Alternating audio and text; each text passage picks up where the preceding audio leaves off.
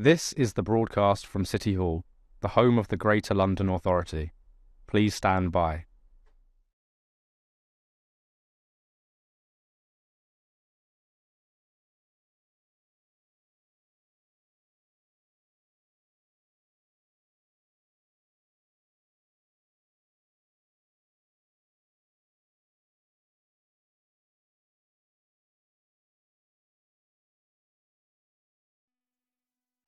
This is the broadcast from City Hall, the home of the Greater London Authority.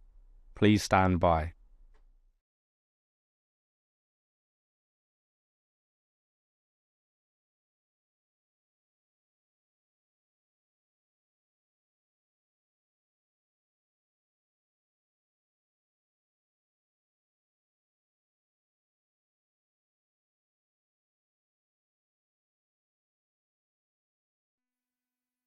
This is the broadcast from City Hall, the home of the Greater London Authority. Please stand by.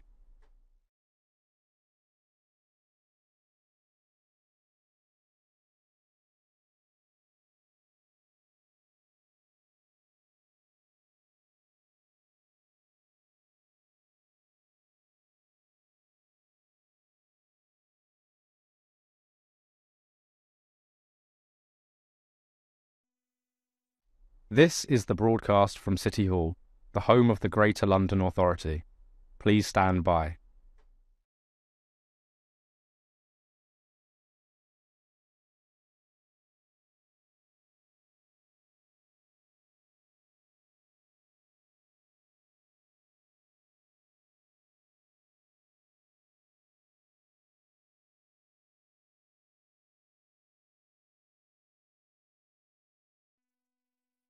This is the broadcast from City Hall, the home of the Greater London Authority. Please stand by.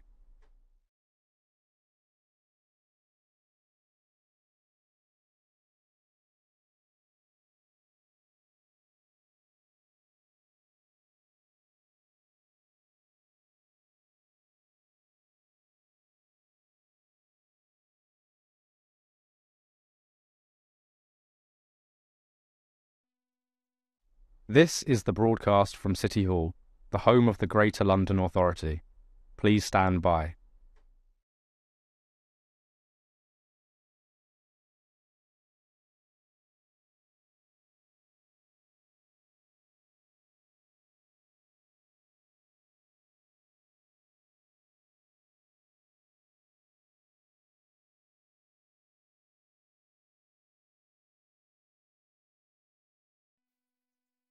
This is the broadcast from City Hall, the home of the Greater London Authority. Please stand by.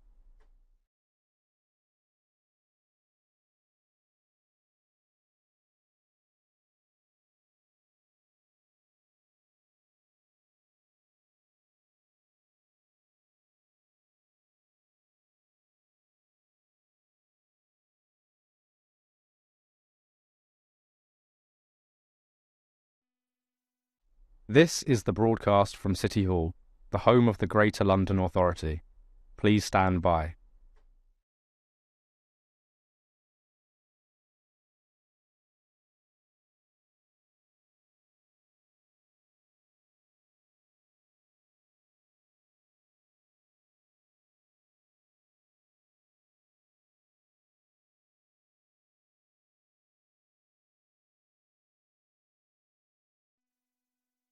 This is the broadcast from City Hall, the home of the Greater London Authority.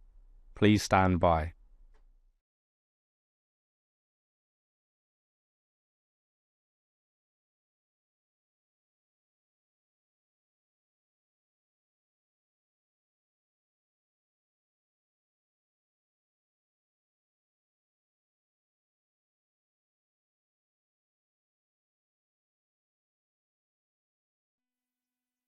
This is the broadcast from City Hall, the home of the Greater London Authority.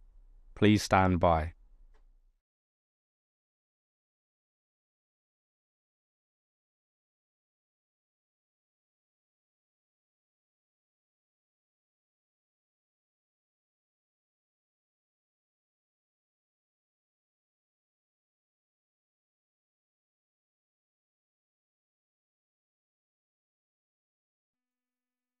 This is the broadcast from City Hall, the home of the Greater London Authority. Please stand by.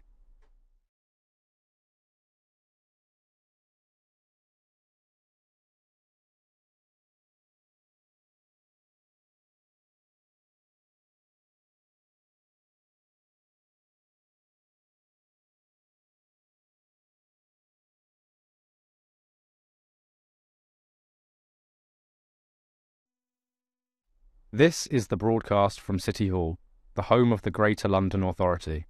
Please stand by.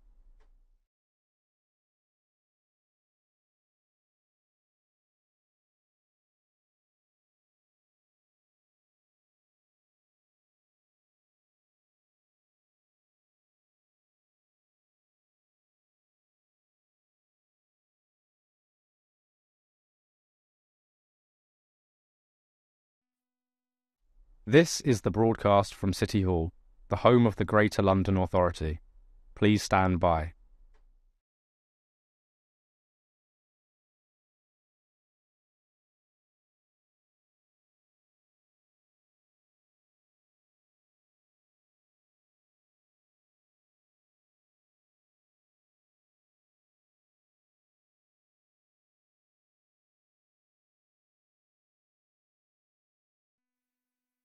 This is the broadcast from City Hall, the home of the Greater London Authority. Please stand by.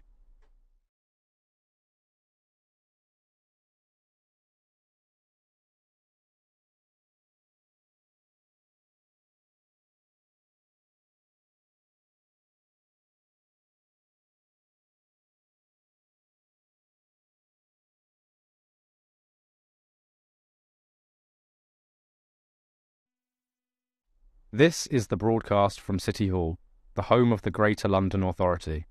Please stand by.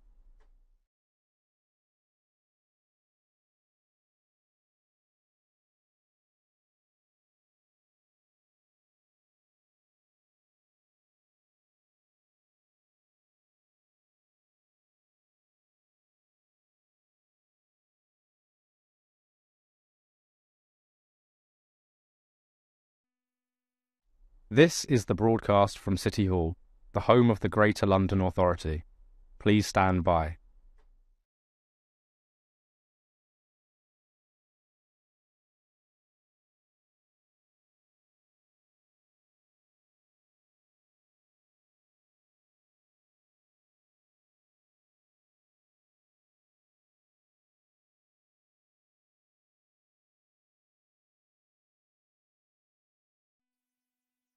This is the broadcast from City Hall, the home of the Greater London Authority. Please stand by.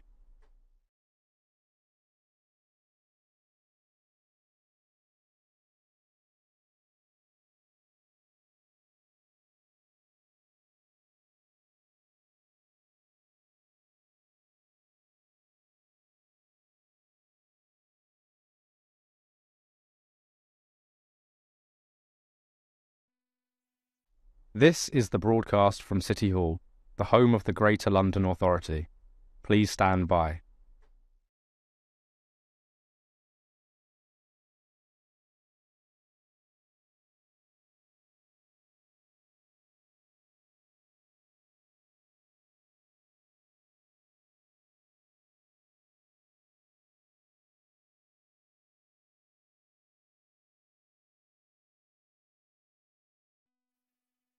This is the broadcast from City Hall, the home of the Greater London Authority. Please stand by.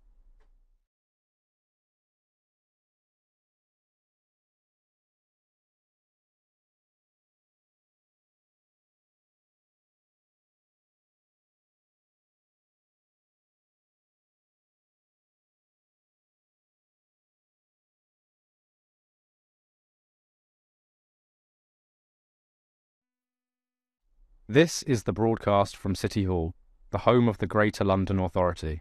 Please stand by.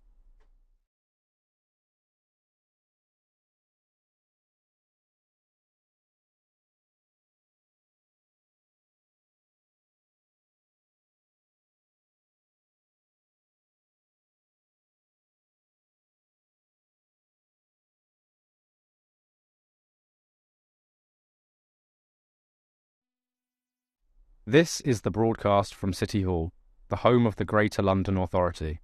Please stand by.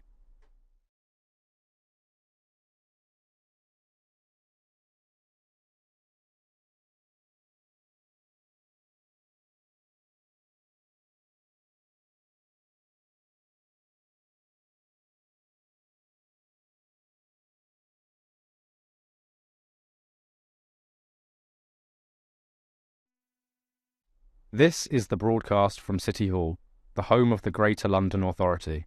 Please stand by.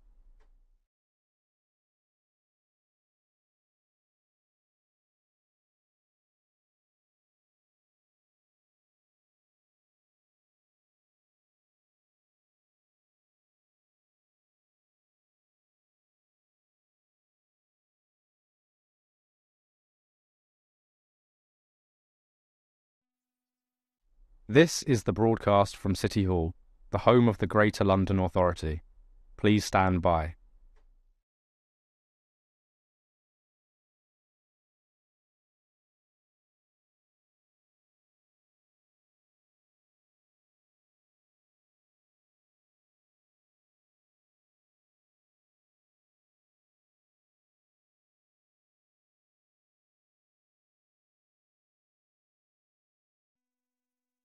This is the broadcast from City Hall, the home of the Greater London Authority. Please stand by.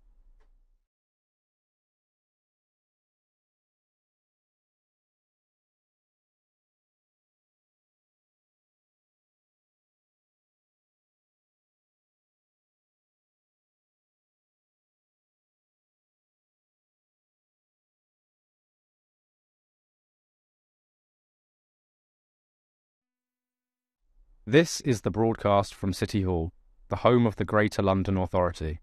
Please stand by.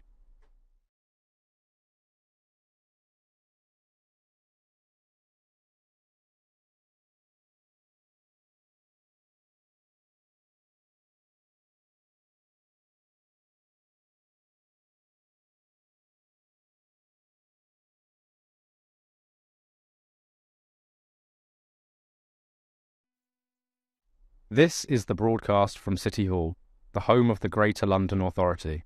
Please stand by.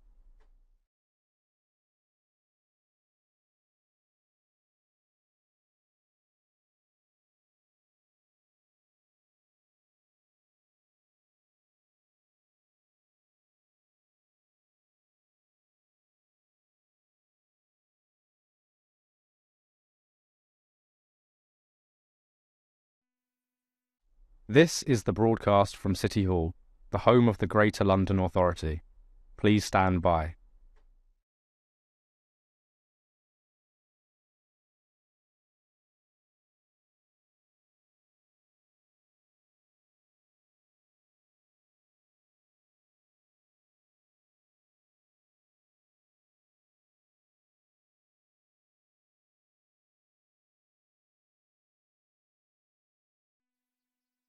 This is the broadcast from City Hall, the home of the Greater London Authority. Please stand by.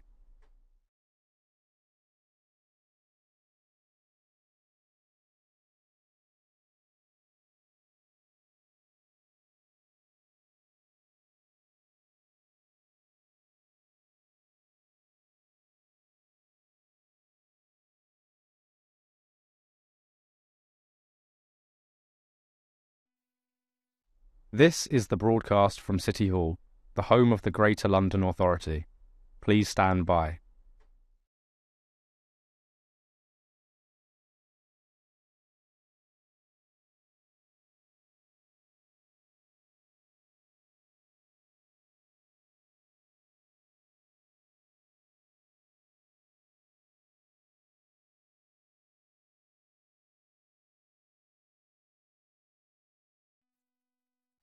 This is the broadcast from City Hall, the home of the Greater London Authority. Please stand by.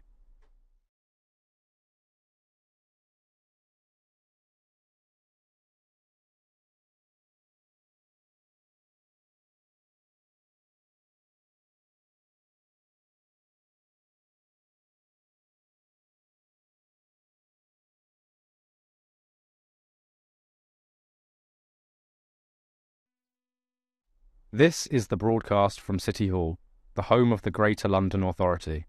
Please stand by.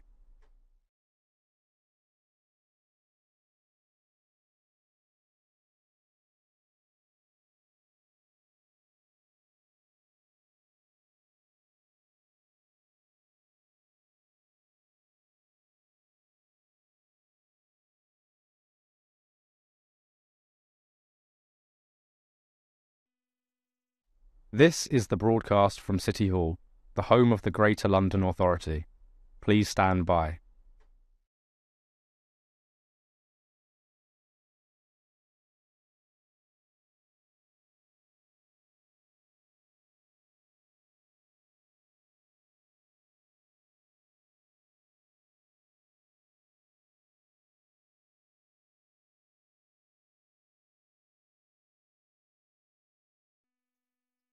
This is the broadcast from City Hall, the home of the Greater London Authority.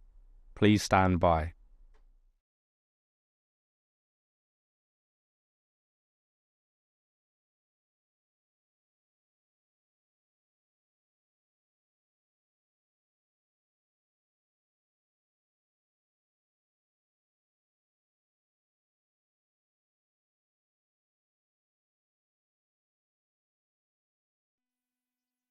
This is the broadcast from City Hall, the home of the Greater London Authority. Please stand by.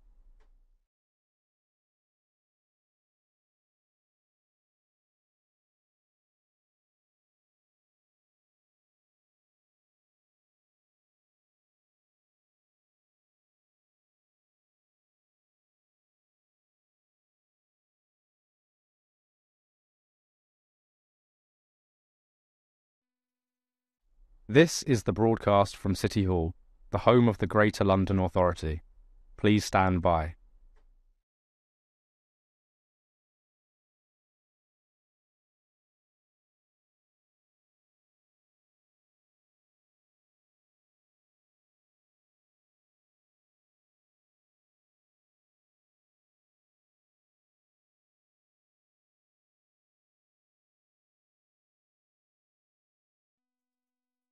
This is the broadcast from City Hall, the home of the Greater London Authority. Please stand by.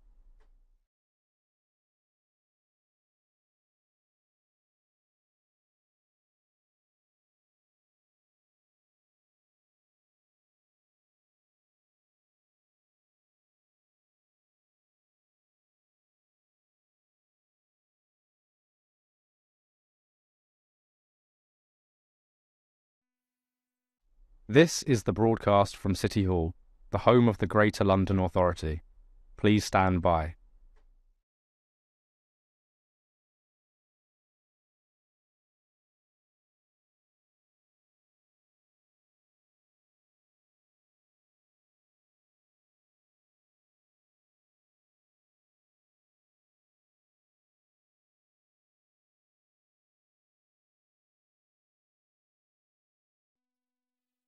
This is the broadcast from City Hall, the home of the Greater London Authority. Please stand by.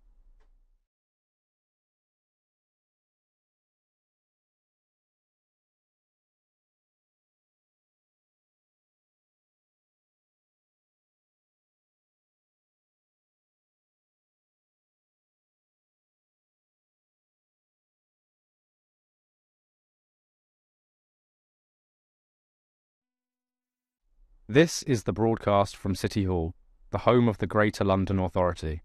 Please stand by.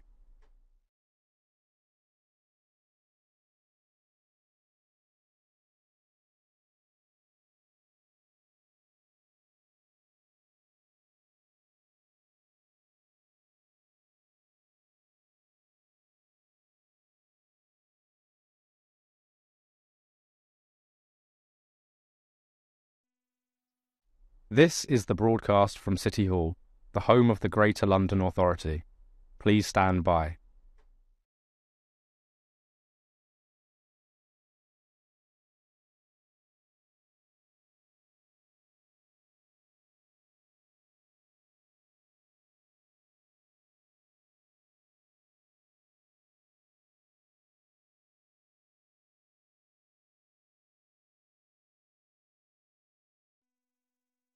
This is the broadcast from City Hall, the home of the Greater London Authority. Please stand by.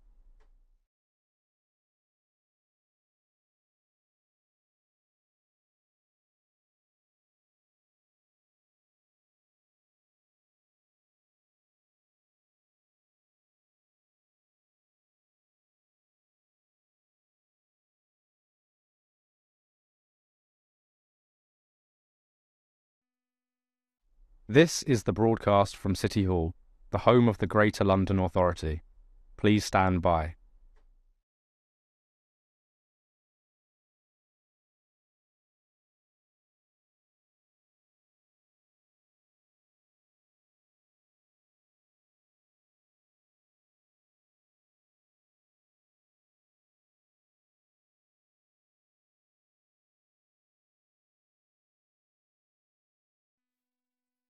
This is the broadcast from City Hall, the home of the Greater London Authority.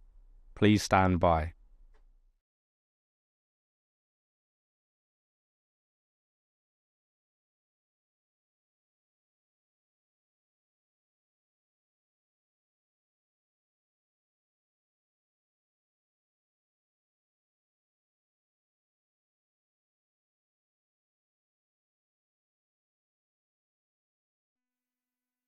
This is the broadcast from City Hall, the home of the Greater London Authority. Please stand by.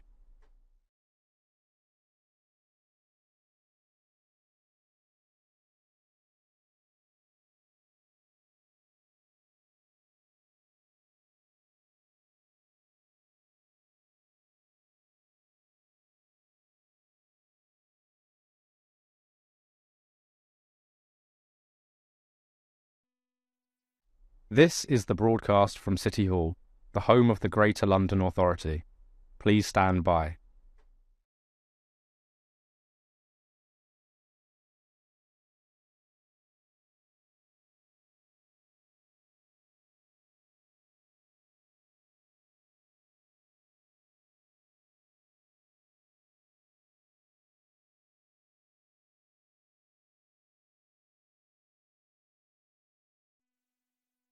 This is the broadcast from City Hall, the home of the Greater London Authority.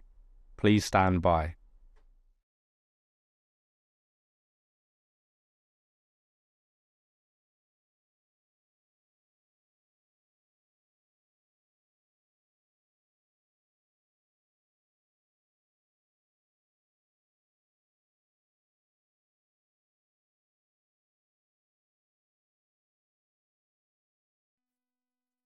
This is the broadcast from City Hall, the home of the Greater London Authority. Please stand by.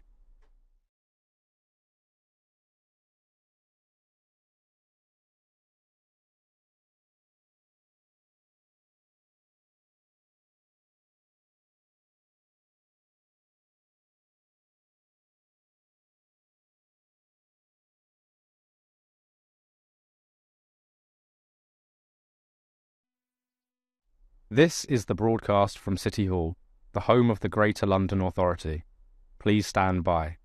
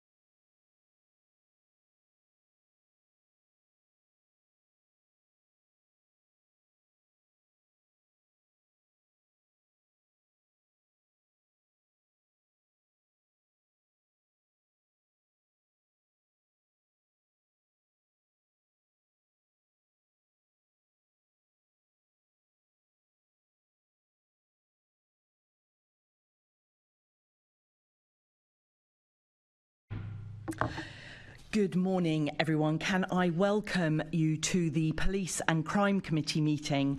This morning we will, I'm so sorry, I have a device that is not yet switched to silent. This morning we will be discussing money laundering in London. Now, please make sure that your electronic devices are switched to silent mode to avoid any interruptions. Can I now ask our clerk, Lauren Harvey, if any apologies have been received? Thank you, Chair. We've received no apologies for absence, but we're joined remotely by Assembly Member Pigeon today. Thank you, and welcome Assembly Member Pigeon, who is on the side screens. Can I ask the committee to note the recommendations set out at item 2 and ask if members have any other interests to declare? No other interests? Thank you very much. And can we confirm the minutes of the meeting held on the 22nd of November 2023 to be signed by me as a correct record? Thank you. And can we note the completed and outstanding actions arising from previous meetings? Thank you very much. So we now move on to our main item of business, and I would like to welcome our guests. We have Detective Superintendent John Roch, Head of Economic Crime Central Specialist Team at the MPS. Welcome. We have Commander Stephen Clayman, who is part of the Specialist Crime Team at the MPS. We have Detective Inspector Geoff Donoghue, cryptocurrency subject matter expert from the MPS. Thank you for coming, everyone.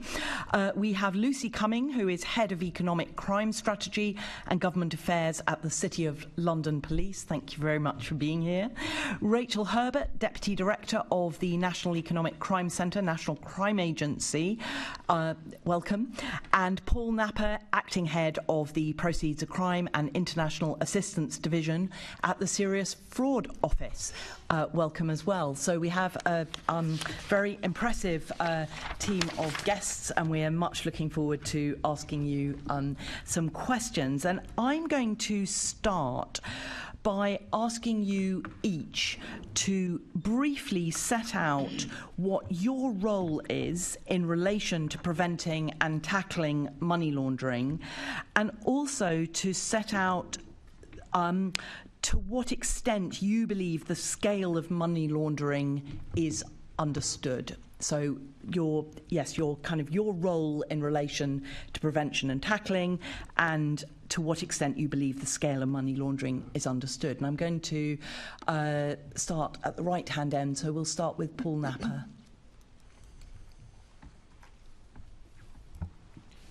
Thank you, and thank you very much for the invite to appear today before you. In terms of the Serious Fraud Office, I'll just give a broad brush about my organisation, because it's possibly of the organisations here one of the less well-known ones. The remit of the Serious Fraud Office is to deal with the most complex and serious fraud cases and cases of bribery and corruption. We are a relatively small organisation. We take on comparatively small numbers of cases, but they are the most complex and often the most difficult cases to take on. And because of that, there are issues in terms of the amount of time the cases take to get to court, and knock-on effects in terms of proceeds of crime, etc. We have a strong focus on victims, especially when we're dealing with complex frauds, and we quite often will have cases where the number of victims are into the tens of thousands. So from our perspective, although we consider every case on the basis of the predicate offending as well as money laundering, what we tend to look at is the best means by which we can return proceeds of crime to victims via compensation. So at the moment we use a whole range of powers under the Proceeds of Crime Act to tackle money laundering where we identify it, including the civil powers, forfeiture powers, and in the past where we have conducted criminal investigations into money laundering. I hope that assists. Very helpful. I'm going to separate out the questions because I think it's easier if everyone just sets out who they are and what your role is in preventing and tackling money laundering. So, Rachael. Good morning and thank you for the invite. So I am the Deputy Director of the National Economic Crime Centre, which is hosted in the National Crime Agency. There are two Deputy Directors in the NEC, the National Economic Crime Centre. I have responsibility for the UK's operational response to illicit finance. That covers money laundering, bribery and corruption, asset denial, sanctions evasion. We also have a Deputy Director dedicated to fraud. So the National Economic Crime Centre is approximately 5 years old. It is resourced from all the partners who have a remit in economic crime. So obviously the National Crime Agency, HMRC, the Serious Fraud Office is due back in, and we have policing partners working in the NEC through the City of London Police. So law enforcement partners are all in the NEC. Importantly, we also have regulatory partners in the NEC, so the Financial Conduct Authority is part of the NEC, and Ofcom will soon be part of the NEC. So critically important to us that we have regulatory partners in the NEC as well. We also have the private sector in the NEC. Our relationship with the private sector is incredibly important, so we have banking representatives working in the NEC. The NEC broadly has two responsibilities in this area. First of all, we are responsible for the understanding of the threat. So we're intelligence-led, we're data-led, and we hold the latest understanding of the threat for money laundering. And we ensure that all our partners, including Whitehall, regulators, private sector and law enforcement, are working from the same understanding of that threat. So we can all point our resources where we know they're going to have the most impact. Our second responsibility is we set out the operational strategic priorities for law enforcement, as in we set out what we think needs to happen from a pursue point of view to tackle the threat. But we also set out the priorities for what we call the other 3P approaches, which is how we protect, prevent and prepare to deal with illicit finance. And we set out those priorities for Whitehall. Our relationship with the Home Office is critical because they have the overall responsibility to the response to serious and organised crime. Other departments, and also we set prioritisation now in partnership with the private sector for the regulated sector. So they're broadly our two remits. I can cover more about scale and our understanding of it when you repeat the question. Thank you. Thanks very much. Lucy. Hi there, yeah, thanks for having me this morning. So I'm representing the City of London Police, and we are the National Policing NPCC portfolio leads for all of economic crime, including money laundering and asset recovery. We also hold the portfolio for cybercrime, and we are the dedicated national lead force for fraud. Within those responsibilities, we have set national policing strategy, which is very much an implementation plan for the whole of policing to deliver against the Home Office and the NEC-led strategies and targets to increase identification of money laundering, offending, and also increase assets denied and seized from criminals. We are very much looking at increasing the understanding of and assessment of money laundering threat across policing, but also the use of the powers to target serious and organised criminality.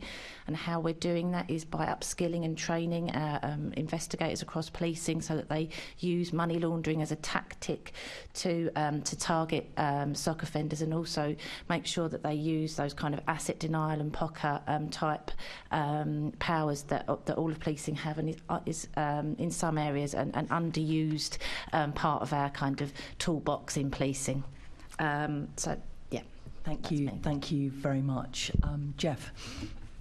Good morning, and likewise, thank you for having me. My name is Geoff Donoghue. I'm a detective inspector with the London Metropolitan Police. My current role is to lead the Metropolitan Police's new cryptocurrency investigation team, which is a relatively new initiative, having started in earnest in around March this year. Our mandate is to look at the nexus between organised crime and cryptocurrencies, find out how it's being used, and then develop tactics to counter that threat. It would be perhaps easiest to see I can see my role really as trying to take what has up to now been a very niche area of finance and a niche area of policing, and bring it into the mainstream and to and to upskill and to disseminate the learning that we generate. We have been funded partly by the Home Office and partly by the Metropolitan Police, and we have a 3-year mandate currently to deliver our objectives.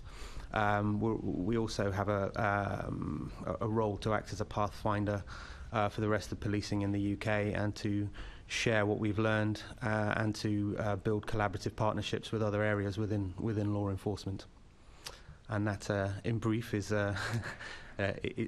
what I'm here to do. Thank you very much. Just getting a sense of the scale of information and knowledge that's within these 6 people in front of us. Stephen. Yes, good morning, and once again, thank you for the invitation. My role is of Commander Specialist Crime, and you'll be aware of the structure. I sit within frontline policing, and Specialist Crime is split into 2, and my responsibilities are over a number of functions, of which includes cybercrime and includes economic crime.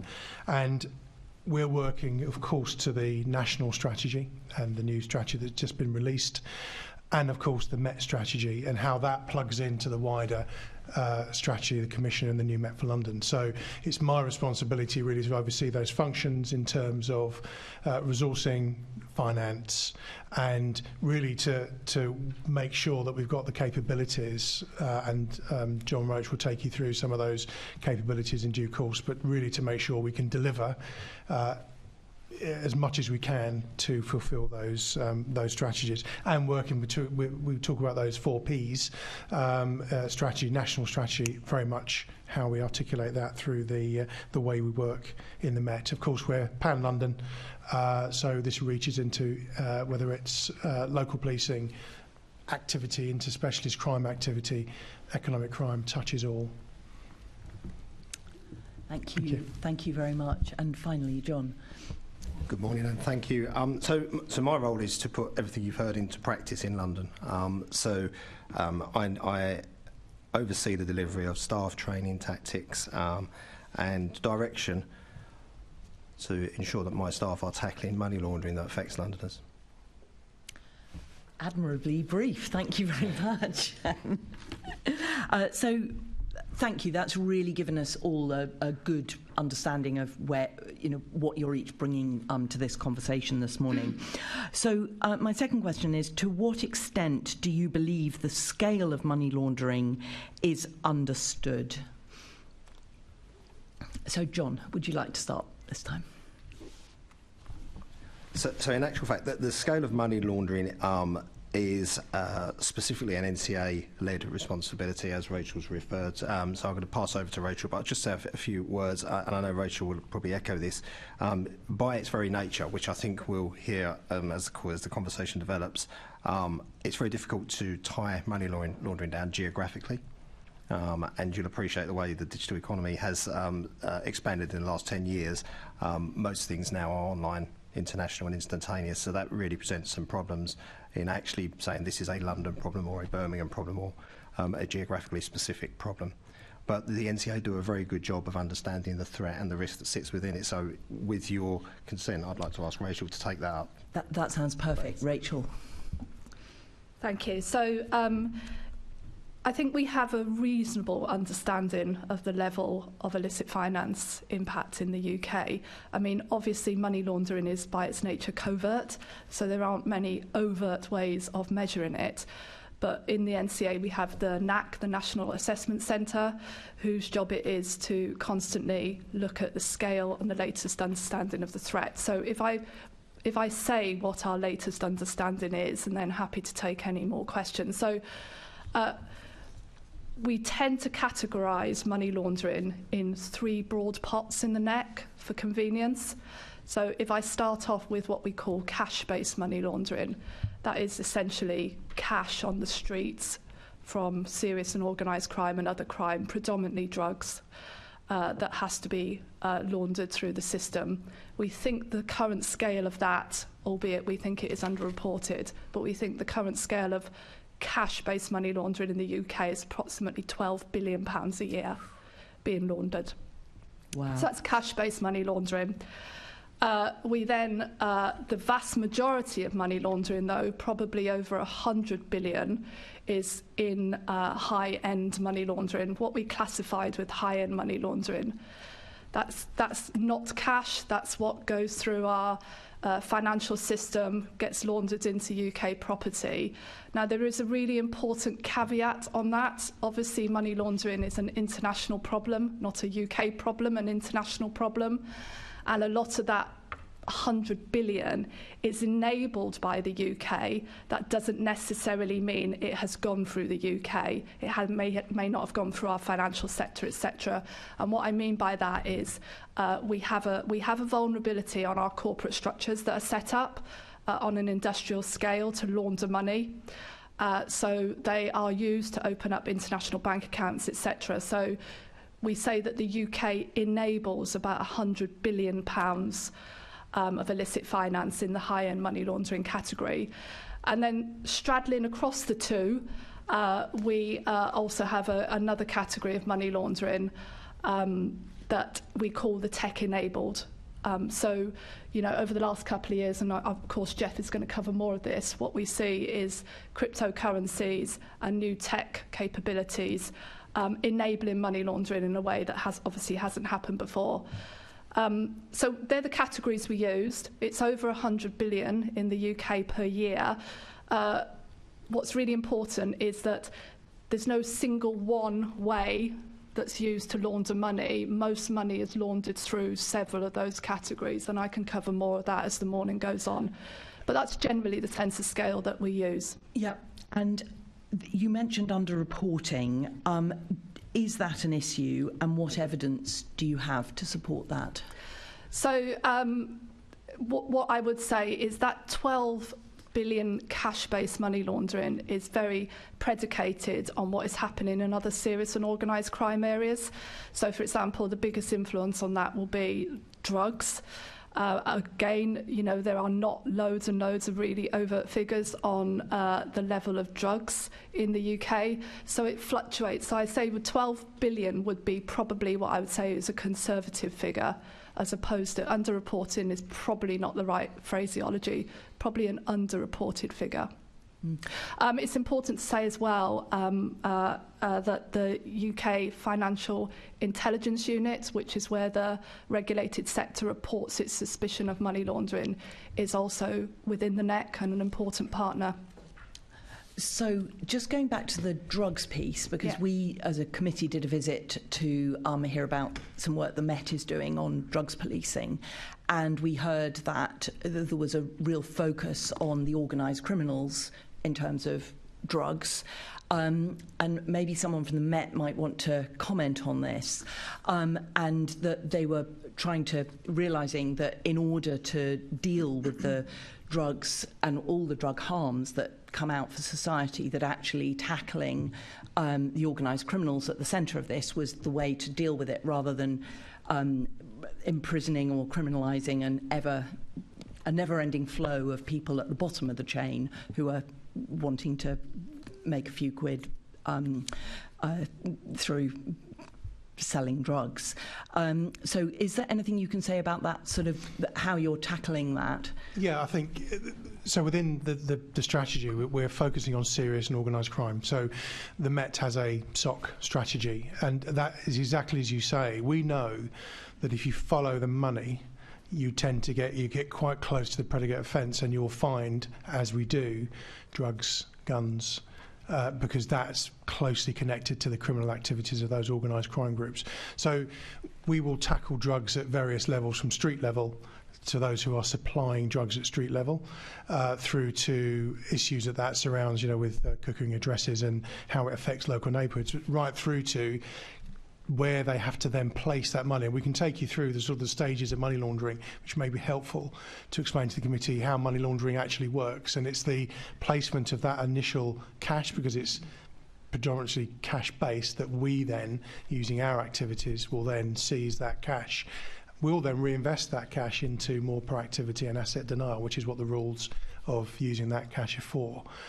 So it's very much something that we're absolutely focused on, and there's a lot of work out there for us to disrupt. And we don't only do that, we have teams that are disrupting the networks in other ways, but that always have a focus on the money laundering as an output of their criminality. It hits the criminals where it hurts, and we can talk about further asset denial and account freezing orders and other things that can be done. Yep, I think we'll be coming on to that in more detail later on. I'm just going to add in one extra question into the mix, which is how has the scale of money laundering changed over the past 5 years? I don't know if that's something back for Rachael again. So we have used those figures for what I've previously shared for the scale of money laundering. My best, I would speculate that it has remained relatively stable. I mean, it's still on quite a considerable scale. What I would say is the way that money is laundered is what tends to change. So, as I said, we're seeing more money laundering through tech-enabled capabilities such as crypto, but I would say no significant change in the scale in the last 5 years. Thank you. Before I move on to next Assembly member, is there anyone who hasn't spoken on this last bit of questions who's got something they're burning to say? No, in which case I will bring in Assembly Member Tsai. Thank you, Chair. Good morning, panel. Rachael, you already touched on the issue of underreporting. But can I ask the panel as a whole your perspectives on what specific types of money laundering crimes seem to go unreported, and why is this the case? What are the barriers to reporting these crimes? If I can start off with Matt. Yes, of course. So the offence of money laundering is a state offence, so it's not an offence that would be reported in the normal way as you would another crime. So we discover it through the activities, but also there are responsibilities on financial institutions to advise us around suspicious activities, and we get through the NCA we get suspicious activity reporting, and that's how we start to work with the industry, work with financial institutions who work with law enforcement, and that's how we start to uncover and understand how the money is being laundered. So it presents itself in many different forms, but we are reliant on activity reports and information from other institutions to enable us to identify the offending. John? Thank you. I'll just add one thing to that. By its very nature, as Mr. Clayman has described, it's an illicit activity that we have to go and find. And certainly one of the areas that I would suggest is underreported or underestimated is the use of virtual assets, which I know we're going to cover in some detail, but that's definitely an area that we think we have more work to do, and that's why we've set up a new team to actually look at that. I mean, there may be Londoners listening in. Could you define what virtual assets are? I can. So that's the use of cryptocurrencies. Yeah. So most people in the panel will have heard of cryptocurrencies and the various types of cryptocurrency. And I know Geoff has quite a lot to say on that later, so I think it's probably best. And Geoff knows more than me. Okay. Geoff, have you got any perspectives, anything to add about underreporting and why people don't report? Largely just to echo what my boss said there, really, in that organised crime does not report itself. It would very much like to be left alone. It doesn't tend to generate victims in the same way that other crime types do, and therefore it's very easy to very easy to ignore, but it doesn't come knocking at your door to investigate it. As for areas of money laundering that are underreported, it's difficult to give a balanced view on that, given that it's the mechanisms through which it's detected that are more important. However, the advent of the Economic Crime and Corporate Transparency Bill is obviously a recognition that reporting and the weaknesses that the UK has through its company and corporation and trusted corporate service providers needs to be strengthened. And also you've already talked about money laundering through property in the UK, so I would say that you've probably covered the main areas of underreporting in my view. Perspective from the city? Yeah, so just, echoing what was said, money laundering is an element of criminality that's attributed to other areas of serious and organised criminality, and if investigators don't look at the money laundering enabling bit of the offence they're looking at, and they concentrate on the drugs or the violent parts of the criminality, then the money laundering gets overlooked and doesn't get reported in. It's not necessarily a crime that victims will report in. We're working very, very hard with policing networks to really push up that knowledge around looking at money laundering as part of those serious and organised crime investigations, and it's an ongoing piece of work, but I think that's part of it's a lack of knowledge, I think, in some respects. Rachael? So the regulated sector, broadly the financial sector, under the money laundering regulations, has to report suspicion of money laundering to the National Crime Agency, more specifically to our the UK FIU, our Financial Intelligence Unit. So we have a huge amount of reporting that comes in, and it's published in annual report every year. So the latest publicly available figures for the UK FIU is it received between 21 and 22, which is the last public report, over 900,000 reports of suspected transactions that were indicative of money laundering from the regulated sector.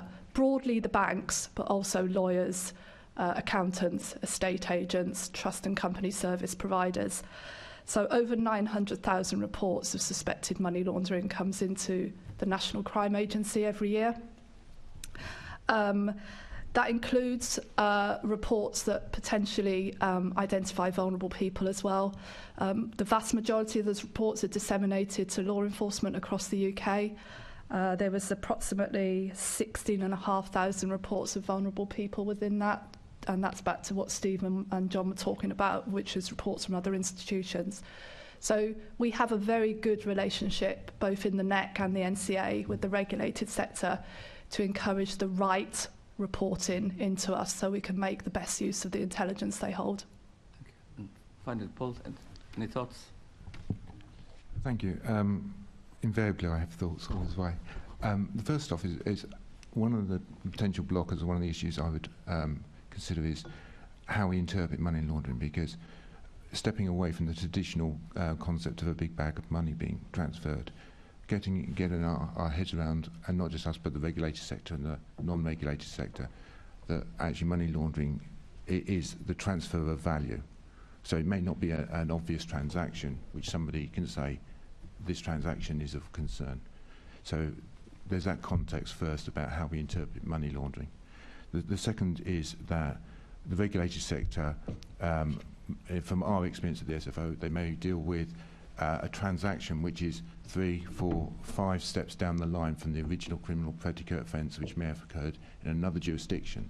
So by the time that it actually reaches the regulated sector in the UK, for all intents and purposes, however careful they are, however good they are that they're doing their know your business and know your customer, it may well be that this, for them at that point, they can't identify it as money laundering because it's too many steps far removed, and they don't have the ability to step back. So there is that genuine inability sometimes for the regulated sector to actually identify issues.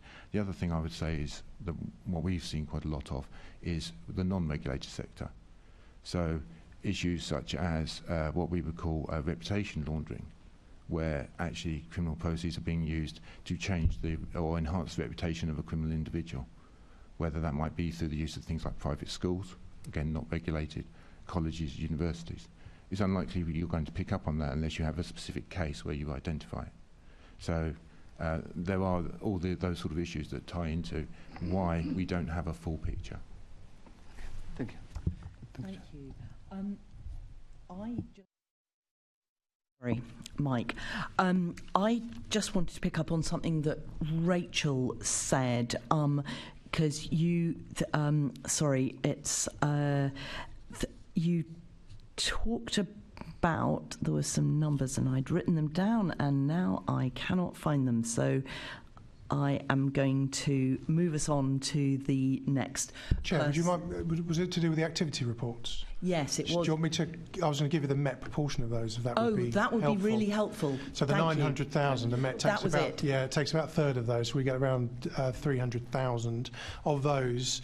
They're then assessed and triaged. And interestingly, we can tell you that about just over 3,200 are sort of actionable fraud intelligence, and about 1,600 related to vulnerable people.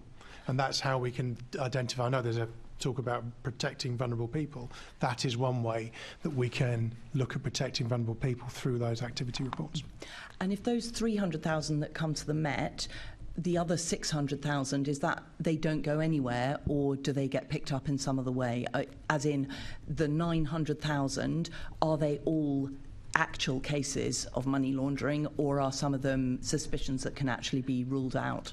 So the 900,000 reports are what the regulated sector considers suspicion of money laundering. So suspicion as opposed to something that is going to lead to an investigation.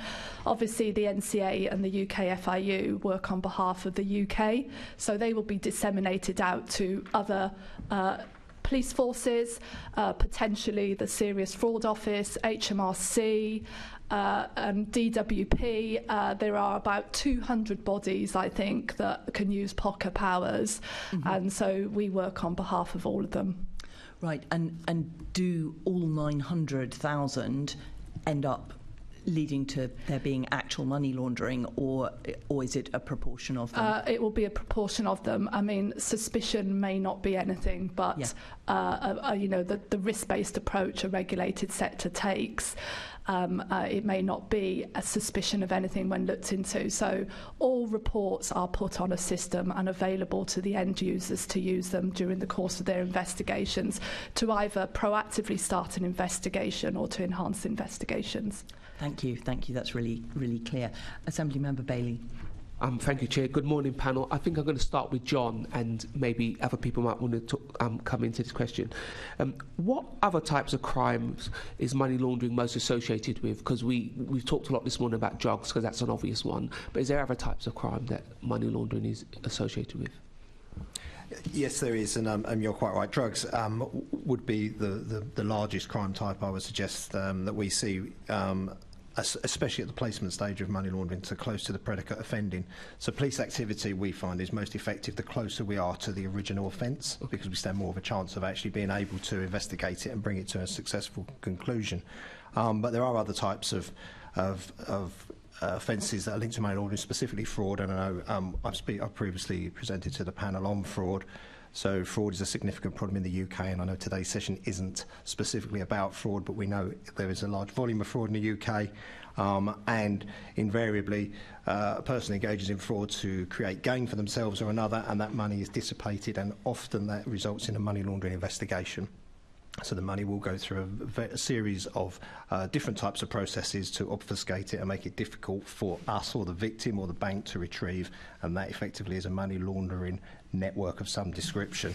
So fraud is a significant problem as well within money laundering, and of course cybercrime, which is a global issue and manifests itself in a number of different ways, whether that's ransomware or denial of service type offending. And that also results in money laundering, not just in the UK and not just out of the UK, but potentially or also back into the UK markets as well. Okay, thank you. Anybody else like to add something? Rachel? So I agree with John. The vast majority of serious and organised crime is motivated by profit and greed. So there's a requirement to launder the proceeds of crime across a wide range of crimes. We've touched on drugs, fraud, organised immigration crime, human trafficking. They will all generate funds that need to be laundered. When I talk about high-end money laundering and international money laundering, a lot of the funds that we see laundered or enabled by the UK are linked to corruption, international corruption. So yeah, a huge amount of serious and organised crime is linked to money laundering. It's really important to if you think about the cycle of crime, when you're attacking the money laundering, you're always attacking and disrupting the predicate. It's a really important element of our pursue strategy across serious and organised crime. It really matters to criminals to be able to make a profit out of what they do, to reinvest in further criminality or to just see the benefits of that lifestyle. So it's a disruptive route to all serious and organised crime. And indeed, when criminals have to launder money, that's exposure and risk for them, because they need to be exposed to obviously the legitimate sector to clean that money. So that's the point. The disruptive approach of law enforcement is to attack those vulnerabilities. Okay, thank you. Let me move on. Maybe I'll start with Lucy and probably come to Paul as well, and anybody else who feels that something needs to be said. How well are money laundering methods understood? Is it a sector of constant innovation, or are all these methods pretty traditional? Yes, I mean, it's evolving, and certainly I think Geoff will be talking about the move into crypto assets and crypto laundering of cash, which is something that we're very much seeing an increase in, and thankfully the Economic Crime and Corporate Transparency Bill has given us powers to kind of treat crypto assets in a similar way that we would do with cash, which is really good.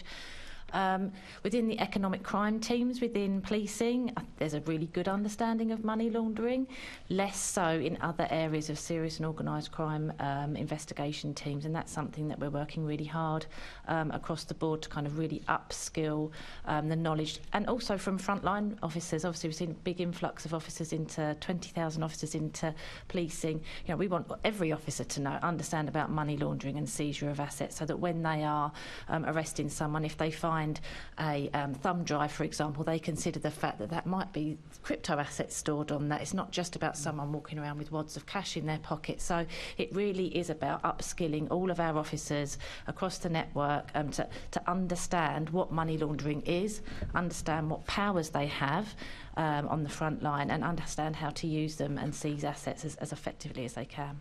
Okay. Paul? Thank you. If I could just add some context to my answer. I've been involved in financial crime and economic crime, money laundering, asset recovery since the late 1990s. I know, I look younger, I know. You should say involved in investigating it. Yeah, absolutely. It's a fine line sometimes. So almost 30 years doing it. The understanding of money laundering now is probably better than it has been at any stage in my career. That said, it is remarkably diverse, it is remarkably reactive, and it is continuously evolving. So whereas a few years ago we probably wouldn't have given any consideration or concern to cryptocurrencies because it was a relatively young technology, now it's something that is a key issue and something we have to look at.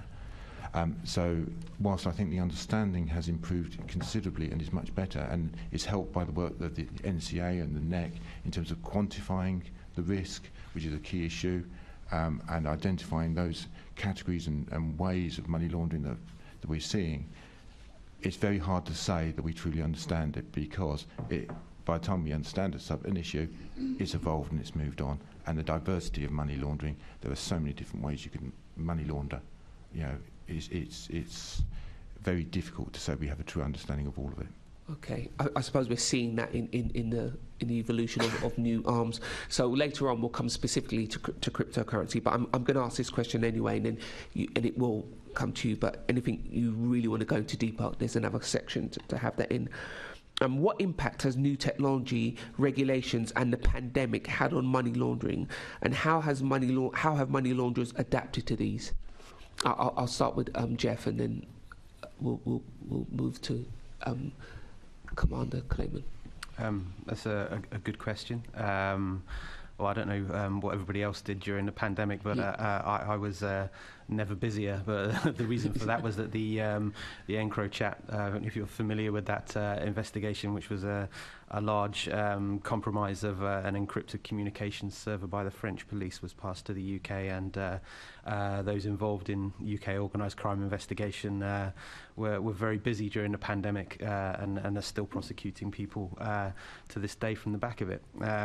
So when you talk about how technology has been embraced by organised crime and acquisitive criminals, I think encrypted communications are a good place to start. For many years now, I think the earliest iteration of it was Pretty Good Privacy, or PGP. Many involved in proactive investigations were seeing organised criminals using mobile phone handsets that were encrypted. And these became commonplace, and encryption technology developed and evolved, and became standard practice amongst organised criminals. And it wasn't until the Encrochat data breach that we actually got a unique insight into how organised criminals were organising themselves, how they were communicating, and really what the true extent of their activities were. I mean, up until that point, we had assessed and built models and theorized as to how they were operating, whereas the treasure trove of data from that was very insightful indeed. So what else to tell you about technological uptake? Of course, what else we saw from the Encrochat data, which was free communication between people involved in organised crime, was the embracing of cryptocurrencies as a way to launder funds. But I think it's important to caveat that, and I just wanted to touch upon what my colleague from the Serious Fraud Office was saying about how tactics evolve. Money laundering evolves to the extent that it needs to. It doesn't constantly go out and look for new and exciting ways to do what it does if what it does works perfectly well already. Money laundering does operate effectively. It is not a crime type that law enforcement is particularly good at solving. It's been going on for a long time, and it carries on, and it goes on now. I would reiterate, of course, that our understanding of it has improved dramatically, and I would also reiterate that the information we got from the Encrochat data has proven a number of theories correct, and given us great insight into how funds are laundered. Because to a layman looking in at this, their level of sophistication is very high, and is there somebody sat around developing these tools and selling them on? Is that part of what's going on? Yes. Okay, because they're not simple things. They're not. It feeds into, I guess, libertarian principles around privacy and the such. Like, yes. Encrypted mobile phone communications weren't specifically designed for organised criminals. They were just wholeheartedly embraced by them. It's and of course, whether or not you create cryptocurrency is a great example of this around libertarian principles around and that around privacy and the right to privacy. If you develop tools which afford huge levels of privacy and anonymity, they can be created with the best of intentions, but of course one of the key players in the market for your products are going to be those that want the anonymity and the privacy for ulterior motives.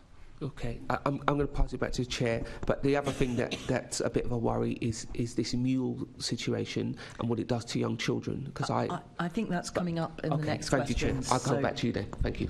Chair, would it just be helpful just to very quickly just go through just a bit of terminology we're using around how money laundering works, which is comes into the question. That would be very helpful, and then I'll bring in Assembly Member Devon. Very, very briefly, because they talk about 3 stages, aren't always necessarily in in certain orders, but the placement of the cash, and to John's point, the closer you get to the predicate offence, they have to take their proceeds somewhere, and this is about where they put that money to start the process of laundering in a bank account, and then it moves very quickly.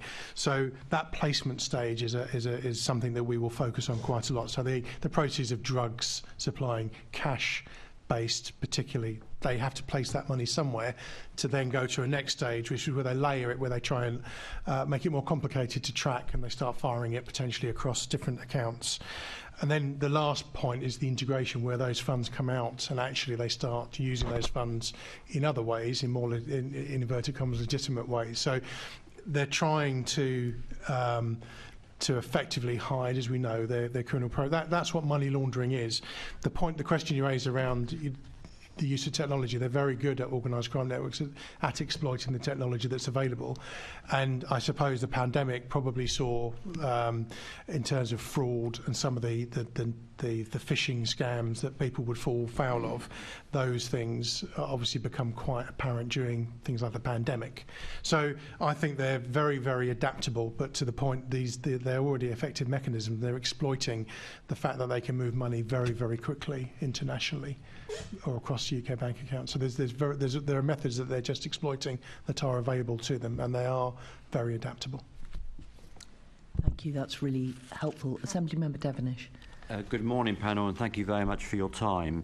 I don't know who wants to start on this, but my question is, who are the main victims of money laundering, and what support is available to them, and what more is needed, please? Who'd like to volunteer to start on that? Thank you, Mr. Devonish. Good question. I'll try with that one. So, as we've suggested, most money laundering is a crime against the state.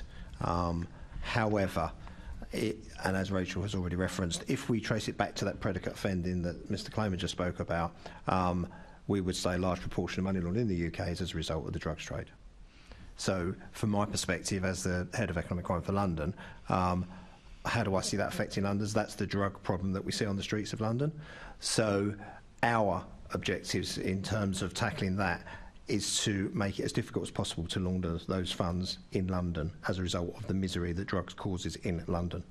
I'm particularly passionate about going after the money. I would be in this role, but I also understand that the money generally represents not just the cost of the commodity, the cost of the drugs to the organised criminal group, but also the profit they've made.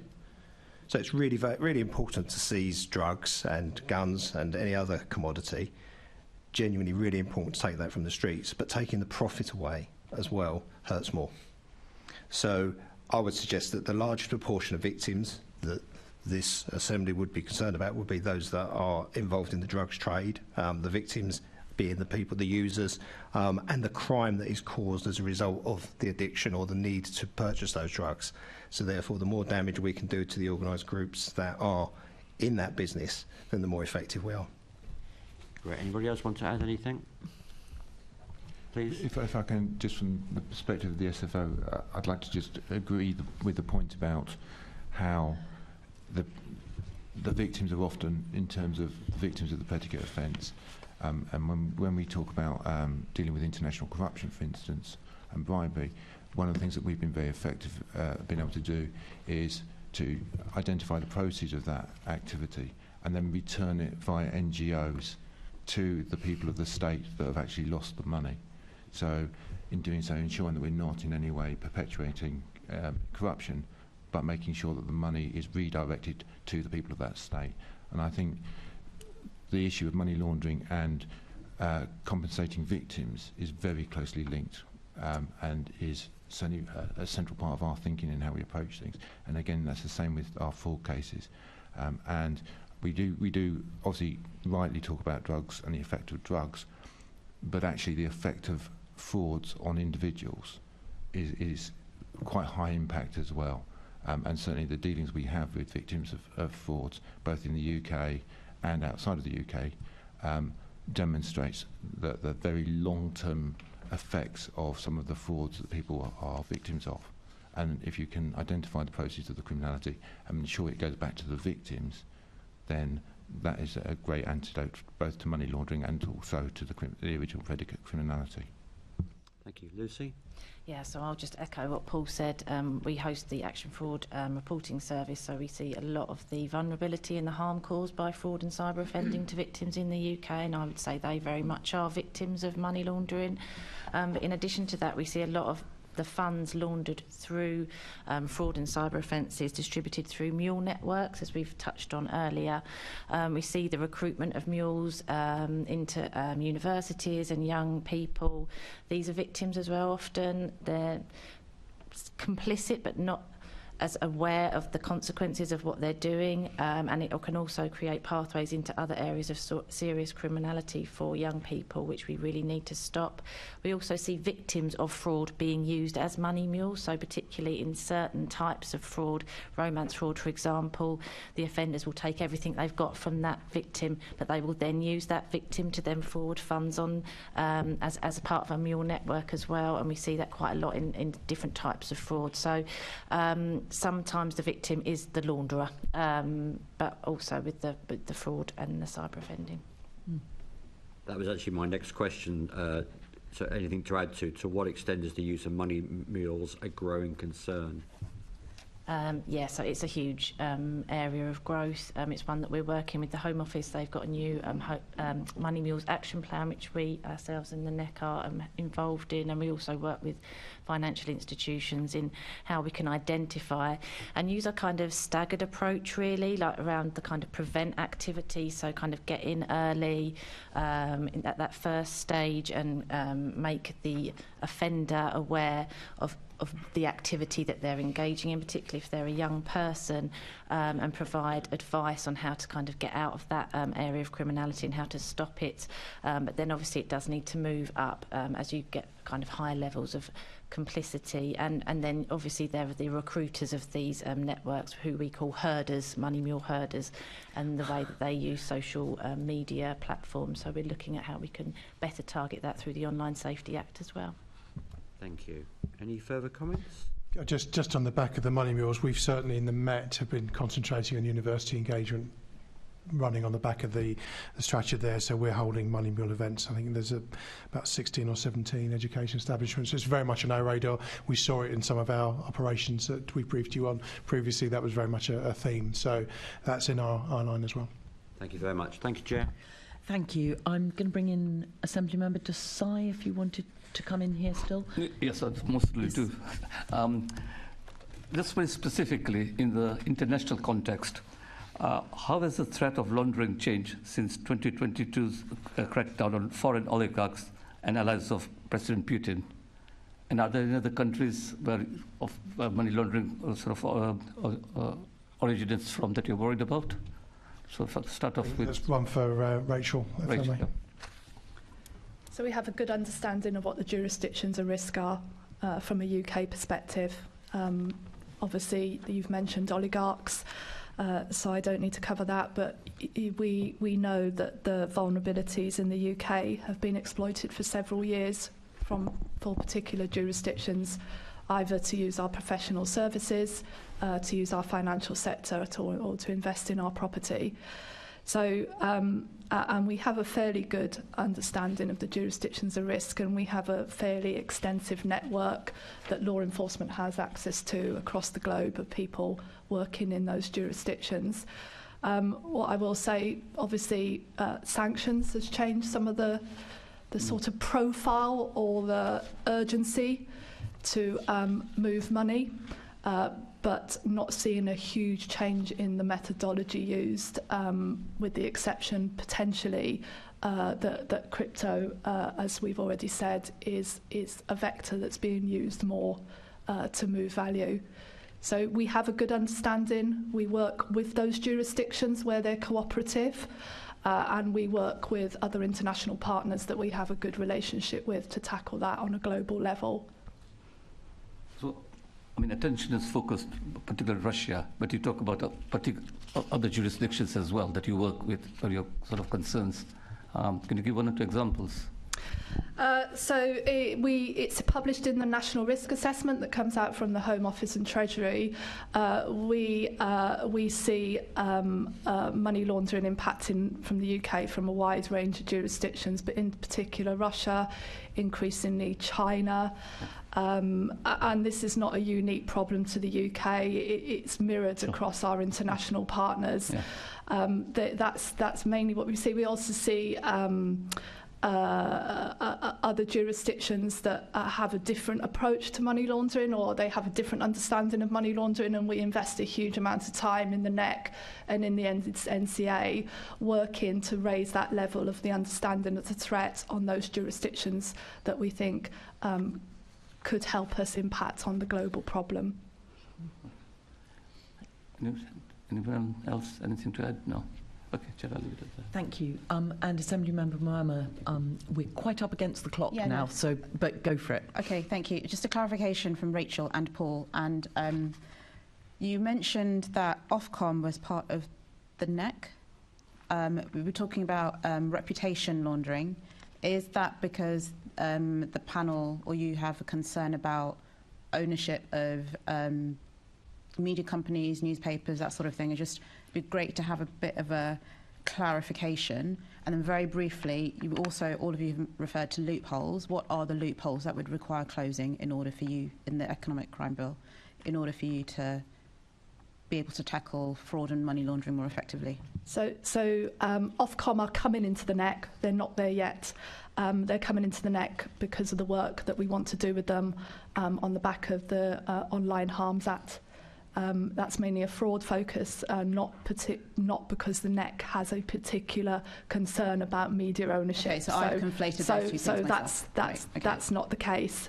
Sorry, what was your second question? Sorry. That you have kind of alluded to separately, loopholes. Right. Okay. Yeah. What are the loopholes that need to be closed? So we work really closely with the Home Office and Whitehall on the threat understanding, which often shows either legislative or regulatory or policy changes that would make it add more friction to the system to make it harder to launder money. The vast majority of those have been reflected in the last Economic Crime and Corporate Transparency Act, which I know we're going to cover later on. A key vulnerability has been the setting up of our corporate structures, our ability to use our powers in crypto assets. These have all been addressed by recent legislation, although it's too early to say what the impact will be. Thanks, and can I really briefly come to the Met? Is that okay? If you have anything to say, we don't. I would just echo the aspect around the new transparency bill. I think that's going to plug, particularly around setting up companies, and the rigour around that will change, and that will be quite significant. And I think we talk about suspicious activity is how we can just look at things like the property market and get a better understanding of what we get back from the property market. I think it would be worth a review at some point. Okay, thank you. Thank you. So we're moving on to our next section, which is looking at responding to fraud and money laundering and working together. And Assemblymember Hall is going to lead the questions for now. Yes, good morning. And I think you should all be congratulated because there's been some notable successes recently for which we're all very, very grateful. Thank you.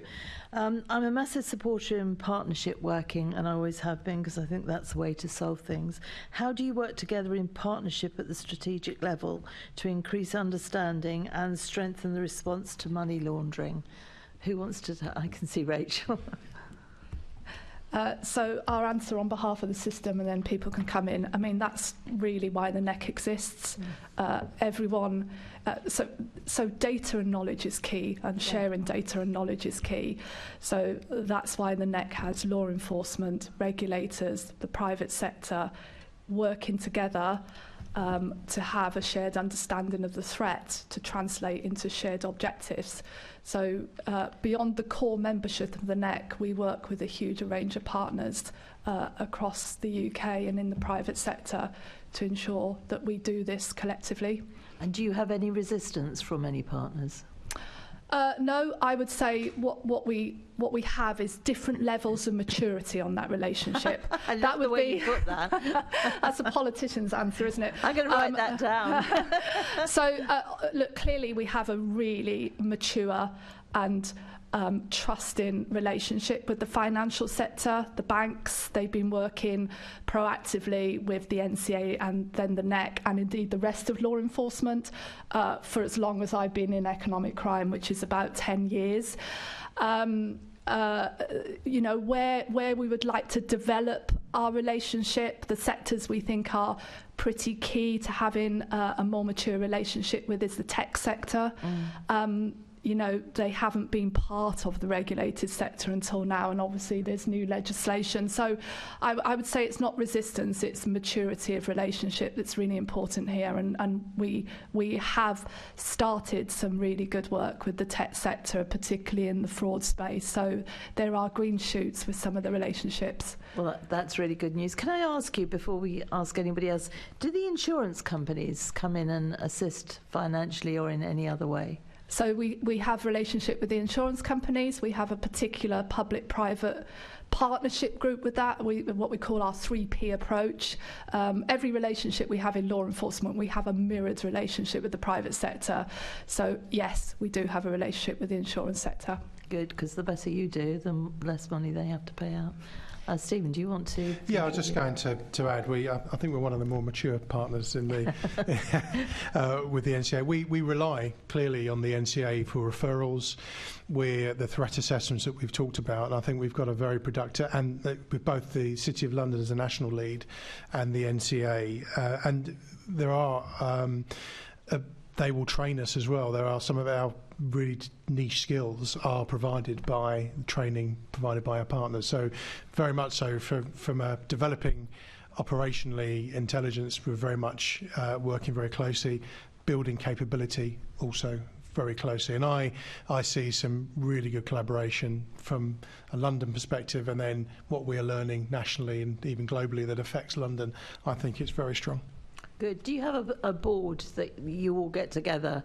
I've got one later this afternoon, actually, as it happens on one of the strands. So, and you lead on that, do you? No, the NCA will, but we're there and partners, and we're heard, and we discuss strategy and progress. And emerging problems, etc. And who particularly chairs that, or is it Rachael, or is it somebody else? So the NCA has a national remit to run strategic groups to prioritise operational activity across all SOC areas, including emerging areas. So there is quite a wide array of governance that we are involved in, and I come across my colleagues from the Met at several of those groups. And they're quite regular, are they? Extremely regular, yes. Ah. And we, there are lots of subgroups looking at certain themes, emerging threats, etc. So there is a very robust governance in place, which is wider than law enforcement. As I said, it also includes the regulators and policymakers, and we have that mirrored with the private sector. Well, I'm sure that helps with your success, so thank you again. Thank you, Chair. Sorry, can I just come in there? Sorry. It's okay. We at the City of London Police, we have a number of funded teams that are funded by private sector partners. So we have an insurance fraud enforcement department that tackles insurance fraud specifically.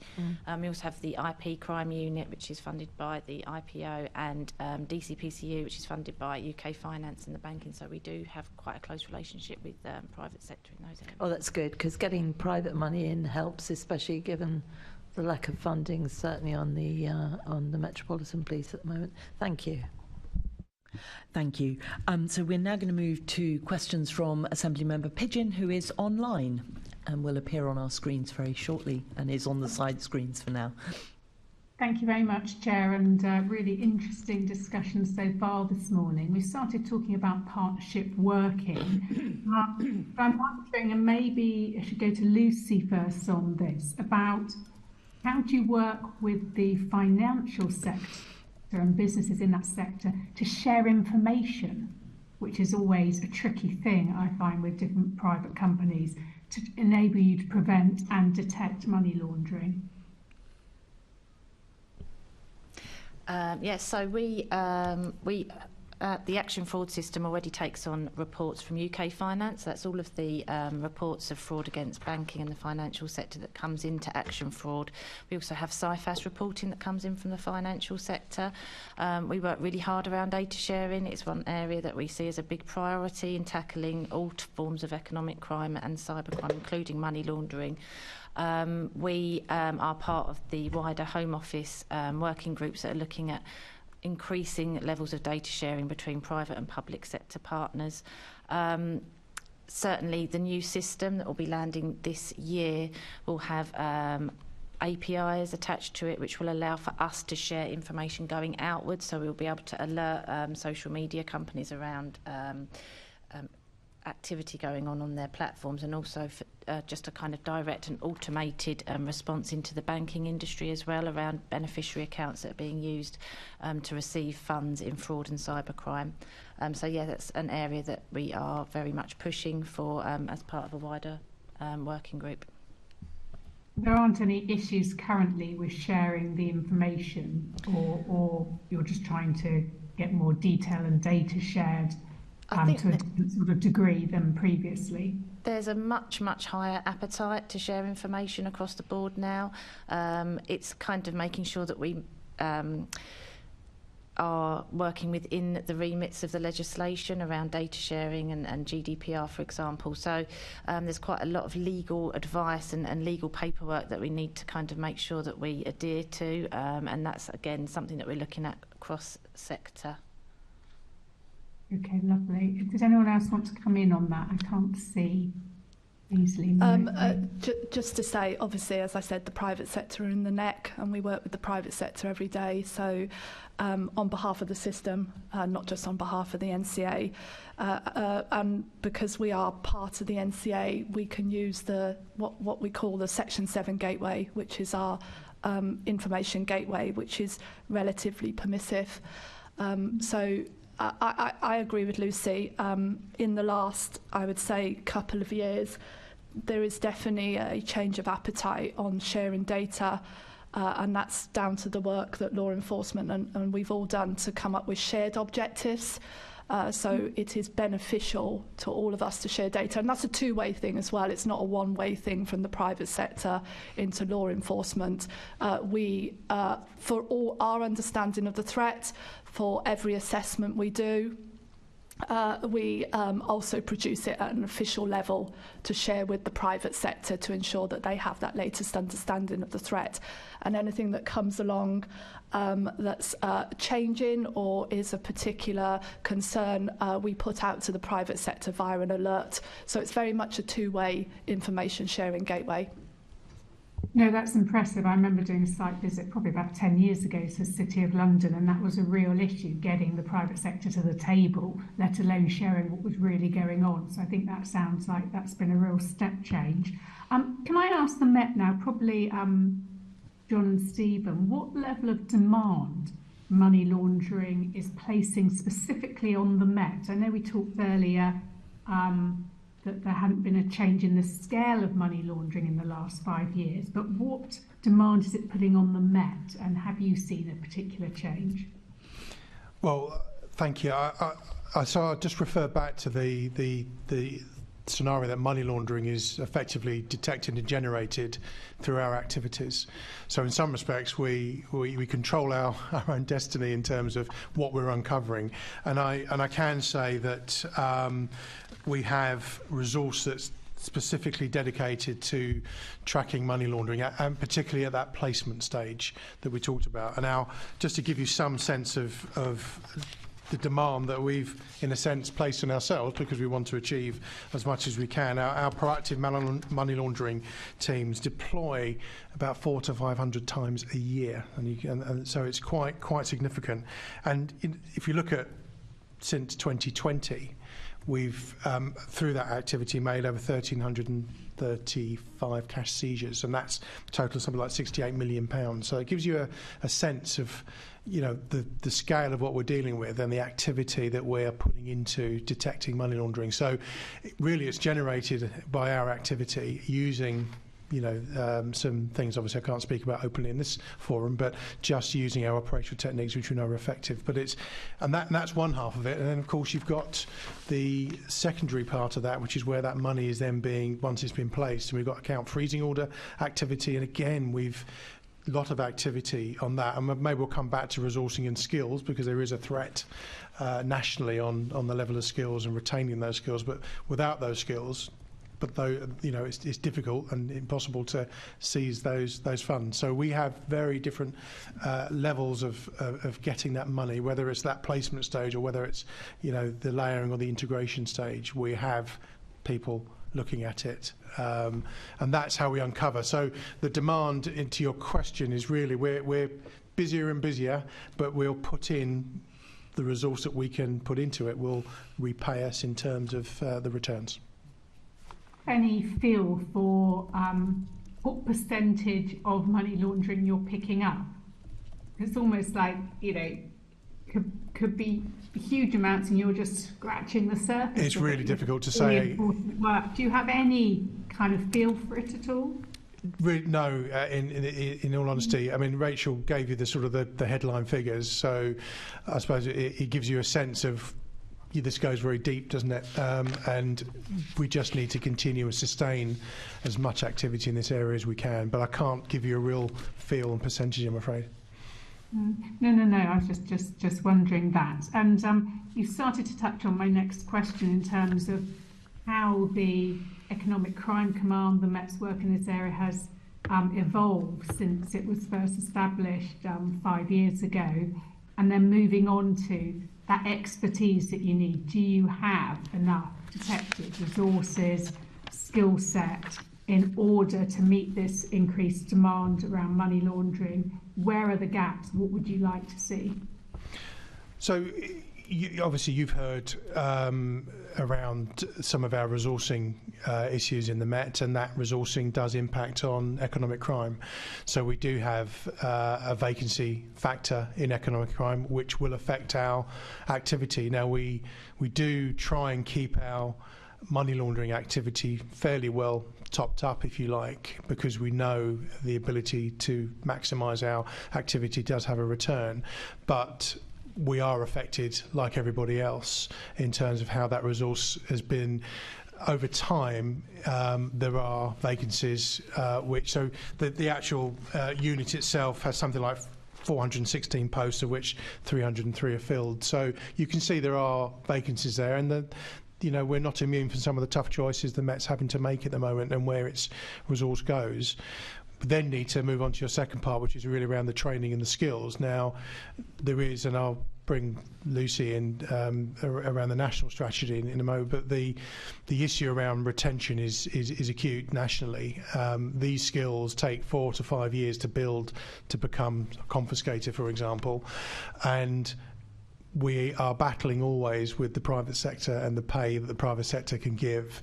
And I am concerned, as I know I'm sure colleagues across the table are. I'm certainly, from a Met perspective, looking at a strategy to present to the Commissioner over the next few months on how we are going to play into this, and I hope work closely with the City in terms of working to their new people strategy to try and tackle what we pay our police staff, investigators and police officers in terms of can we add any added value. It is a problem, and perhaps it might be worth Lucy just picking up on the national. So is there a scheme with the private sector? Because clearly we've heard before, you get skilled up in the police and then you go off and you make your money in the private sector. Is there some sort of way that you can always have that team approach, rotate and so on, and therefore you don't lose the skills immediately? So I'll let Lucy answer that question, actually.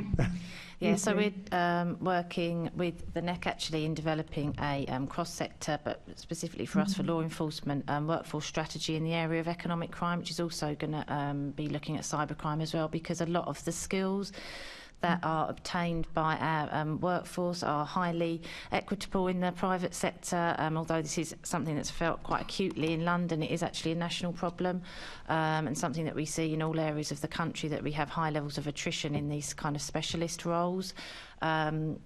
With public sector funding, we're not able to compete with private sector wages. It's something that we have to accept. So we're looking at ways that we can create better career pathways for staff in these areas and keep them in the job, as it were, or certainly within the sector. And we're also looking at better attraction. So we're looking at apprenticeships with universities at the moment, and internships, so that we can kind of have, although we have to accept we will be losing people at pace, if we have a pipeline of people coming in, that are kind of trained and ready to hit the ground running, then that really will help us with that. We're also looking at, like you say, joint working with some of our industry partners around secondments, how we can kind of really make use and share that knowledge and skills across different sectors and to use for kind of policing outcomes. And we're having some really great conversations with some of our partners at the moment around that. We're also looking at how we can keep people on afterwards. So we're looking at retired cops, how we can keep people on, keep them in, to train new staff, mentor, use kind of a surge capacity as well. So there's a lot of work going on in that area, which will impact on money laundering resources, but also across wider economic crime and cyber as well. Lovely, thank you. I think it would be in the interest of the private sector to have the police properly investigating things, and if they're kind of stealing the resource, I think there is an option here for some sort of pooled arrangement which helps everyone develop their careers both in the private sector and in policing to tackle this. Lovely, thank you, Chair. Can I just jump in on one point? Sorry. We have a big data project ongoing with the banks at the moment, and we are establishing a joint analytical team as part of that project to directly address the comment you've just made about the public and private sector needing to pool their resources. So we will be really interested to see how that pans out and whether there's any potential for scaling that up. Lovely, thank you, Chair. That sounds really interesting. I just wanted to just clarify something, Stephen. Did you say you think that you sort of retrieve 68 million a year? No, that was over since 2020. Okay, but we heard from Rachael at the beginning that the cash money laundering was about 12 billion a year, and the rest of it was about 100 billion. Are those numbers right? That's correct. So 68 million since 2020 means that's not even 1% of the 100 billion. Yeah, and there are, of course, through account freezing orders and other confiscation, but we are still, I think, scratching the surface of what is a huge economy. Really scratching the surface. Yeah. Okay, thank you. Assembly Member Ahmed. Thank you, Chair. Good morning, panel. Stephen, in February 2023, just a year ago, the Deputy Commissioner told this committee that there is an opportunity for the Met to refresh its approach to money laundering and its relationship with national bodies that we've spoken about, the NCA, the NEC and City of London Policing. You've talked about those relationships. Could you update us and tell us what's changed in the last year?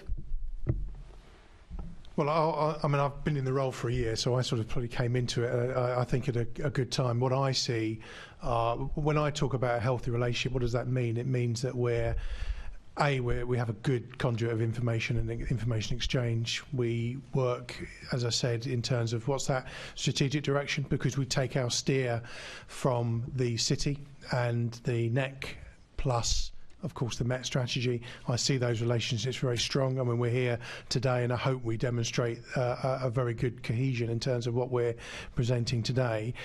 That doesn't mean we have challenges in terms of how we operate, and that's for the Met to undertake. But I see information intelligence exchange is very healthy, and we are getting results. And I think it's always very difficult to, as we just highlighted, it's such a huge marketplace, if you like, in terms of money laundering, but we are even looking at some further joint. So we already have officers seconded into the DCPCU, which is the City of London unit. We are looking at some much closer working with HMRC, NCA and the City in terms of more sort of joint fusion work, cell work. So I think we're moving even further ahead into working closer to maximise the opportunities which are out there. So I suppose I can't answer 5 years back, but I can certainly see the relationships that since I've been in the role have been very healthy.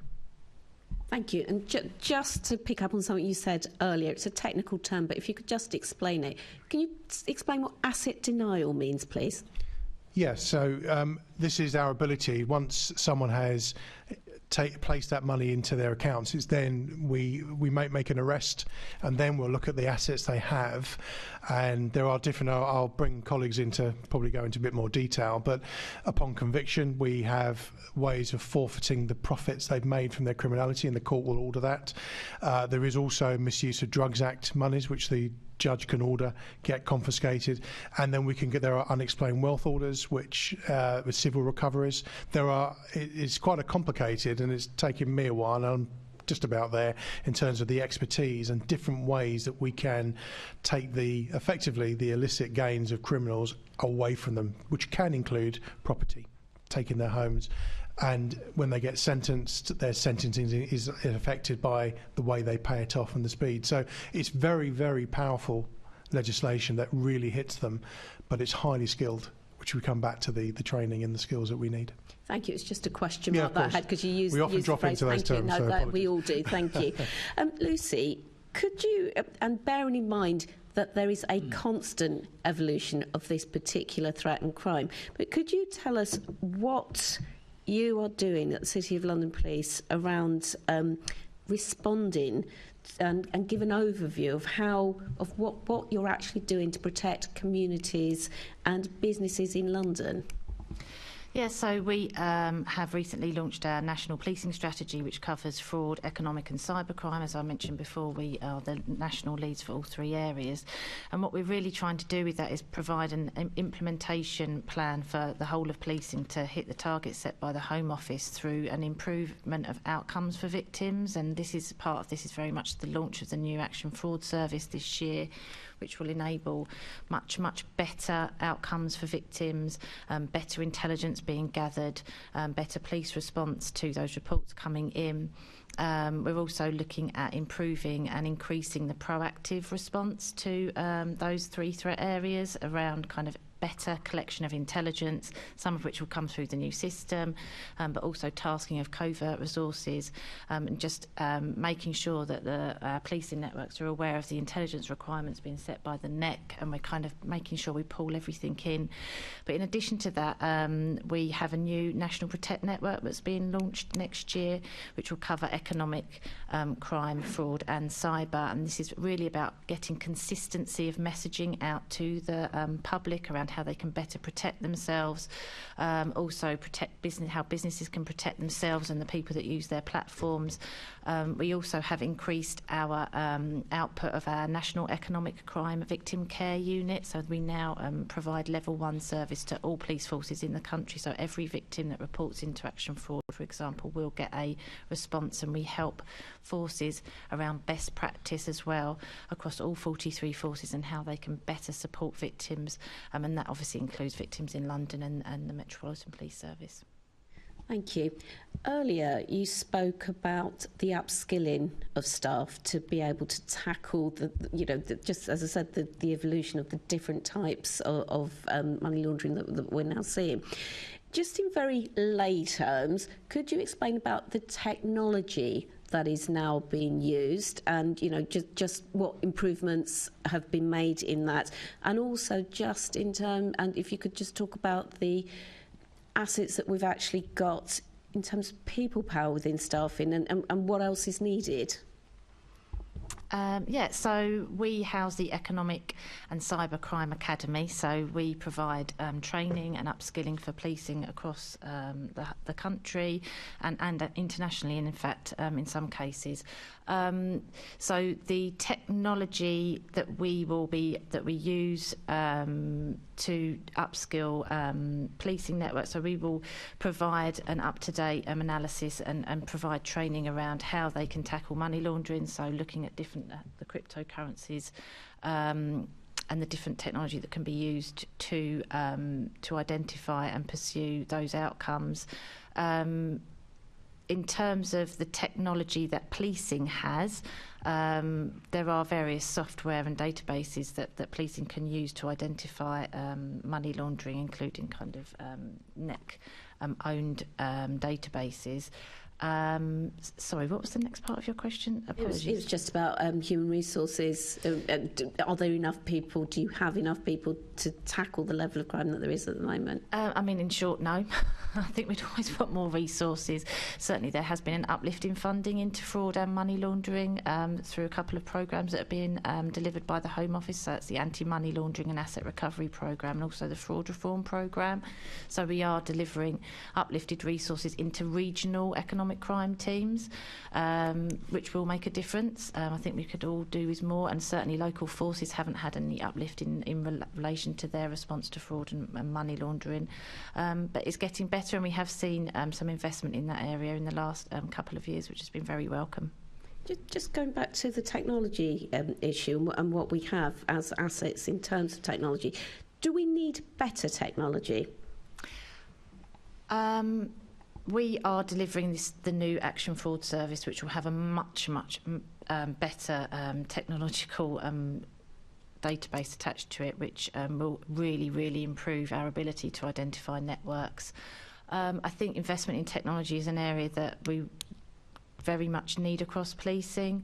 There are lots of new services. We're always one step behind the criminals, unfortunately, I think, but there are definitely procurement around different capabilities and technology that can help better identify crypto assets and where they're being used, for example. But yeah, I mean, it's an area of growth across policing and an area that we need investment in, I would say, yeah. Right, thank you, Chair. Thank you. Assemblymember Hall, did you want to come in yes, briefly? I'm going to be very quick because something? I'm mindful of the time. Obviously, this is to do with recruitment and retention, and we've got a major problem in the Met in particular. I know that. What sort of ratio is there from police staff to warranted officers, frontline officers? Is this purely for economic crime?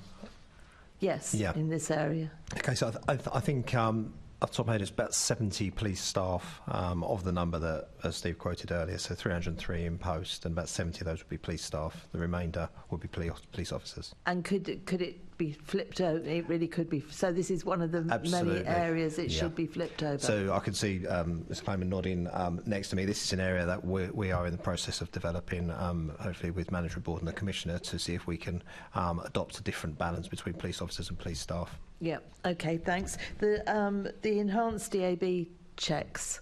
There was a massive problem with getting those through the last time I made inquiries. Do we still that which? I'm not aware. I mean, there have been some real issues, but I'm not. I haven't got an update on where we are now.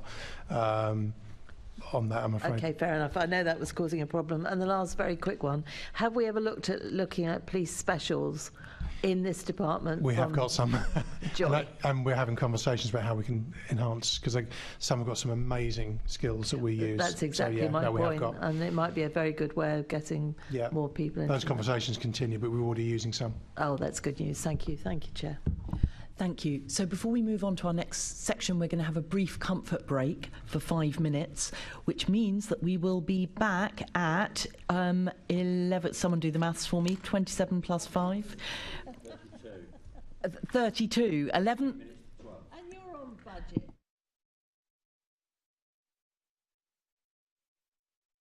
Come on, it was me that picked up the less than 1%.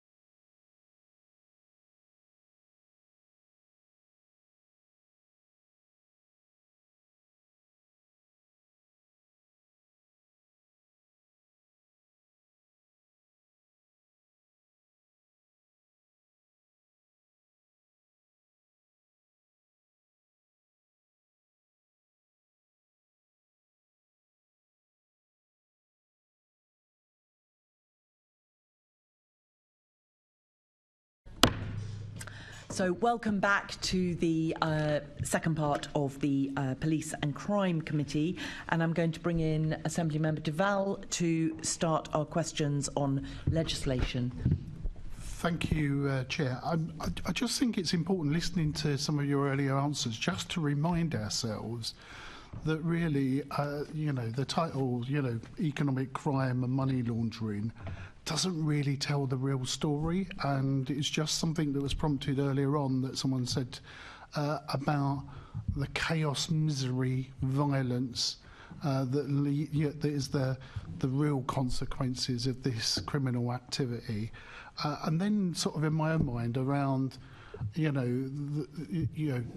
unregulated or the dark zone of where these crimes take place meets the regulated sector and is sometimes enabled by that.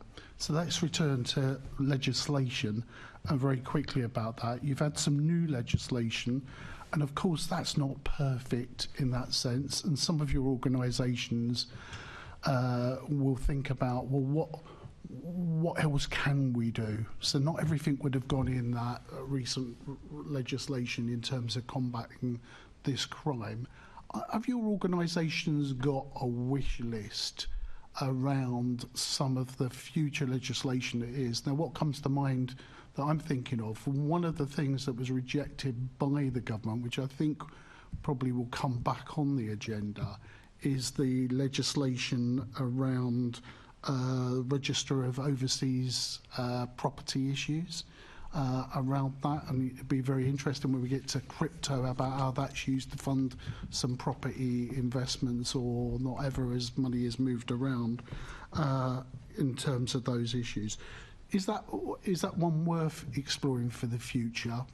For all sorts of reasons. I don't think we need to go into why it was rejected by government. There may well be some issues, but are there other areas that we should be looking at future legislation to deter, push back, make it easier for you to carry out your activities in combating this crime? Who wants to kick off first? I'll kick off. So first of all, it's really important to say I think we've got really good threat-led legislation in this area. I'll speak on behalf of the community, but we're very happy with the legislation that came through the Economic Crime Act and the Economic Crime and Corporate Transparency Act. And our focus is very much on making that legislation work. In particular, not to dodge your question on whether we have a wish list, but it's really important to us that we make the current legislation work as well as it can be, as it can do. So a lot of our effort is put into that area. I'm not understanding quite the question on the registration of overseas entities, because that legislation came through in the Economic Crime Act.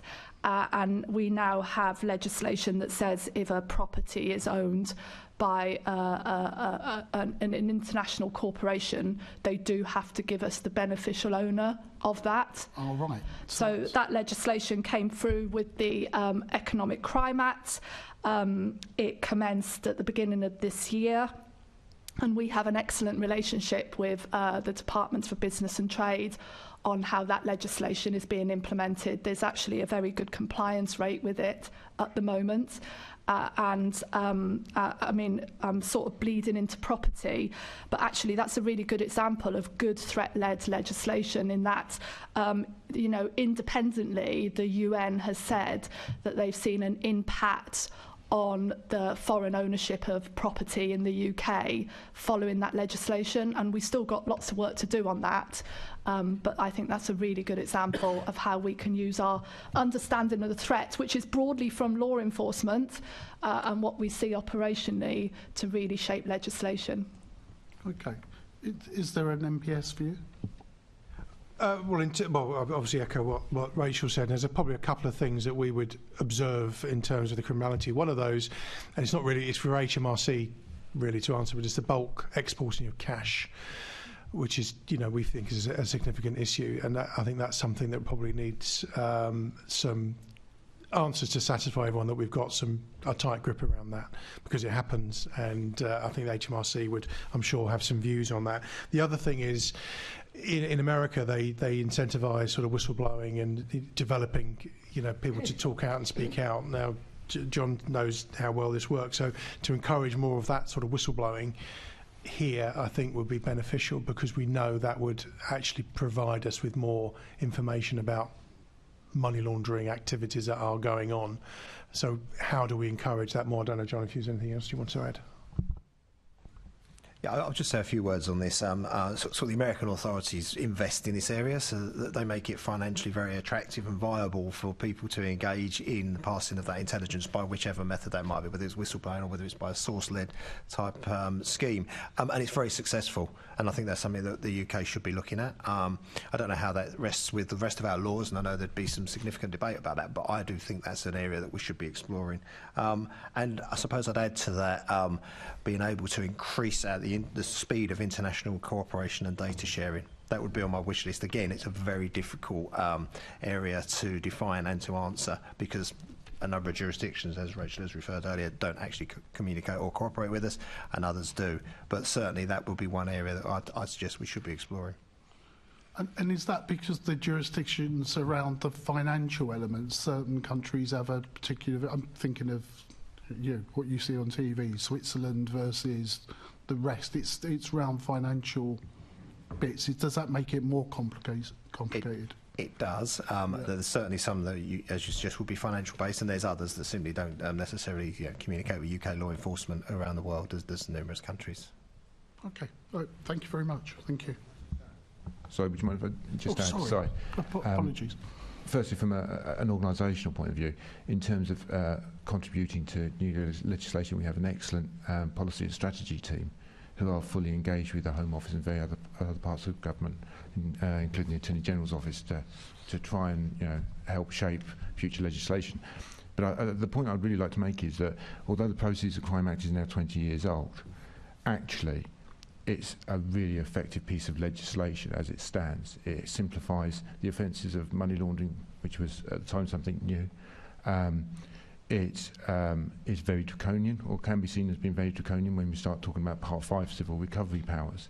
So the legislation has amended that since, so the Serious Crime Act in 2015, the most recent Economic Crime Acts, etc.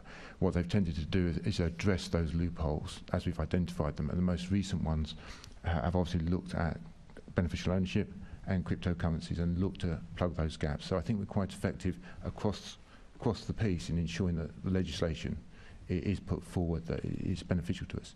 The other factor just to consider is that a lot of the Proceeds of Crime Act and subsequent changes are directly influenced by the Financial Action Task Force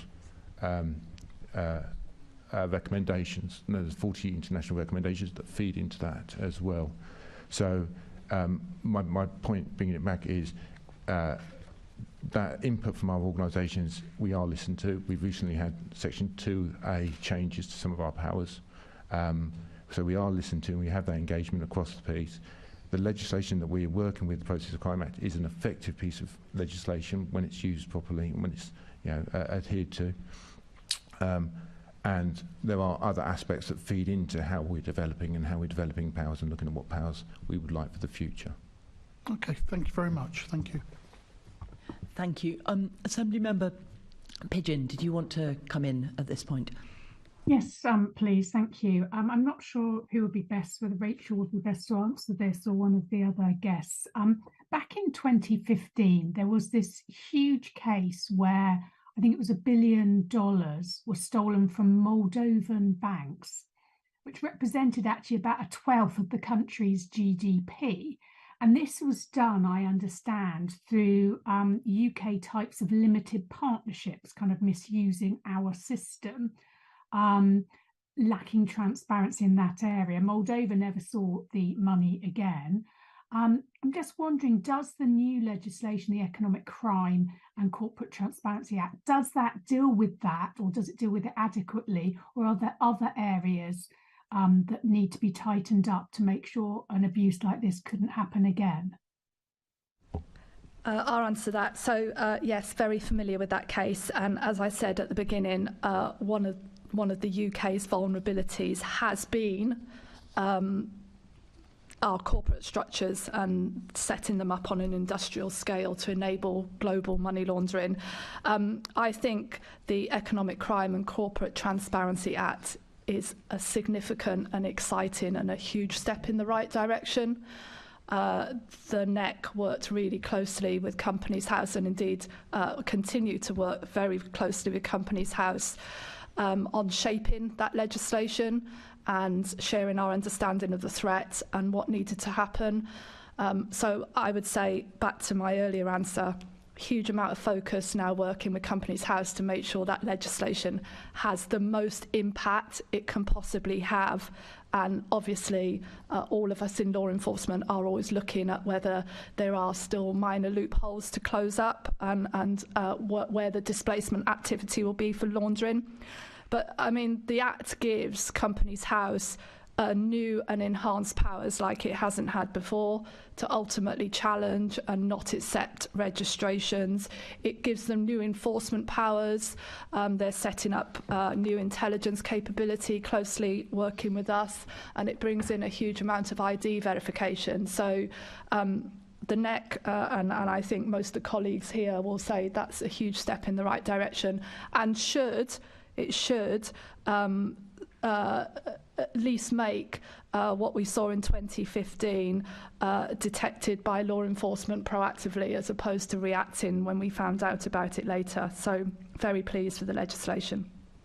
Lovely. So it looks like all those sorts of issues hopefully will be caught with this legislation, and I guess the proof will be, as you say, as it goes along, whether you discover any other loopholes. Lovely. Okay, thank you, Chair. Thank you. Assembly Member Moema. Thank you. I had hoped that Westminster would be here, but this is relevant also to all of you. It's estimated that over 100,000 properties in the UK are owned by shell companies whose owners are unknown, and I think that probably extends to the types of shops that you see popping up in Westminster, like the American candy stores. How best can we crack down on these shell companies and make sure that we can kind of get the dirty money out of London? And I would really appreciate kind of separating that, if it's relevant, into commercial property and residential property, because I think that might have some bearing. So I don't know if anybody would like to go first. So I'll start with residential property. As I've said, if a shell company purchases or wants to do anything with a property it now owns in the UK, they have to register the beneficial owner. So there is legislation that requires them to register the ultimate beneficial owner of that property. So that's transparency in this area is hugely important. And as I said, there has been a reasonable level of compliance with that, and where there hasn't been compliance, the National Crime Agency has access to that data. So it's another source of good data for us. So the impact of that has already been measurable, as I referenced that report earlier, which was independent and said that there had been a significant change in the level of property ownership from tax havens in the UK. So there has been an impact, and we will continue to work with Companies House and others to make sure that impact is still being felt. Thank you. Certainly from our point of view at the SFO, what I'd like to raise is that we don't have any experience with the sweet shops in Westminster, but in terms of the purchase of residential and commercial properties, what you're often talking about is not one company being used, one shell company. What you're probably talking about on average is one shell company that will be registered in the UK, which is beneficially owned by a shell company registered in the Isle of Man, which in turn is probably owned by a company registered in Cyprus, and maybe not Cyprus, but maybe somewhere else in Europe, and then that will go back to a trust. and that trust we based somewhere outside of the UK. So you're probably looking at 3, 4, 5, 6 different levels of ownership before you get back to the point of beneficial ownership. So in real terms, my point would be that whilst the change to legislation is great and it helps, legislation is not a panacea. It's not going to fix all of these ills. And what you need to be able to do is break down each and every one of those levels of ownership to ensure that you eventually get back to the person that owns it. UWOs offer an opportunity to try and break through some of those ownership structures, but again, you're still running into problems, especially if you're starting to hit into things like trusts that are based offshore. Okay. So it's a much more complex thing than just being able to get past one shell company. Okay, can I ask you both a dumb question? So does that mean that, for example, if the ultimate beneficial owners now should be made known, if a person goes to the land registry, they would find out who would be the ultimate owner of a property or a set of properties? Or is that entirely separate from the work that you do? No, that is a public register. Sorry, these changes apply equally across the board, is that what you're saying? I can't speak for commercial property, I'm afraid. Okay. I know about residential property, and that is a public register. Okay. I'll move on then. So this again kind of relates to the point that you were making about retrieving monies, I think indirectly. And again, Westminster Council isn't able to be here, but they estimate that there's £9 million in unpaid business rates by some of the kind of the pop-up shops, including the American sweet shops that show up just on Oxford Street alone. So in your opinion, what stops local authorities from cracking down, or what changes in any legislation that might be relevant will help them to go after those people that are kind of in plain sight laundering money? So, as you said, it's difficult. Westminster on here. Every council has their own, should have their own financial investigation teams. They do have that resource. I know we've done in Westminster, local policing teams have worked with trading standards, and there are often with if it is criminality, there are various ways of tackling it. And if there's offences against trading standards acts, then we can work with partners to deal with them in that way. We're not necessarily pointing any of our resource there. We're pointing it in other ways. So I think it's difficult. I can't really speak on behalf of the Westminster Council for them to perhaps explain what they see the problem and how they'll deal with it. Yeah, no, I guess it was just more of a broader point that as Londoners, people will experience fraud and not realise they might be seeing something which is actually money laundering. I just wonder if there was any relationship there to perhaps not do that work, but to advise those local authorities that are losing money, and obviously the knock-on consequences of that. But well, there's always to your point. I think the way that we work with, whether it's sort of our local partners and stakeholders, and generally with the public in talking about this type of activity, actually I think is a work in progress. So certainly fraud prevention, we need to get into the public psyche the things they need to notice, and that's why you've got the prevent, pursue and protect policies that actually start working. And you've also got the cyber resilience centres who work with local businesses in London that work to try and detect that as well. So I think it's a difficult job, but I think it's not impossible, but probably a work in progress, I would describe it. Thank you. Assemblymember Hall. Thank you. It's a quick one, really. I mean, as most people know, I'm not a fan of BCUs in any which way. I used to like the borough-based policing. Do you work specifically with any of the local councils? I know it's more difficult now because of the BCUs. Do you link in with any of them at all in this area? Not specifically. We support a number of councils if they have an investigation that crosses one of ours, but there's no specific link in with each individual borough council now. Okay, all right, I'll leave it at that. Thank you very much. Thank you. So we're now going to move on to our final section, which is cryptocurrency, and I am bringing in Assemblymember Prince. Thank you, Chair. This is to to all really, so whoever wants to pick it up. To what extent is money laundering using cryptocurrency as an issue in London? Can you perhaps provide an example? Does anyone want to pick that up? I'll perhaps just go first and then I'll lead Geoff in. So as Head of Economic Crime for the Met over the past three and a half years, we've become increasingly aware of the use of cryptocurrency in not just money laundering but potentially other crime types. So we decided that we needed to tackle this head on. We bid for some funding, we've moved some posts, and we've now got what Geoff started to describe earlier as a dedicated cryptocurrency investigations team. We are a pathfinder for UK policing.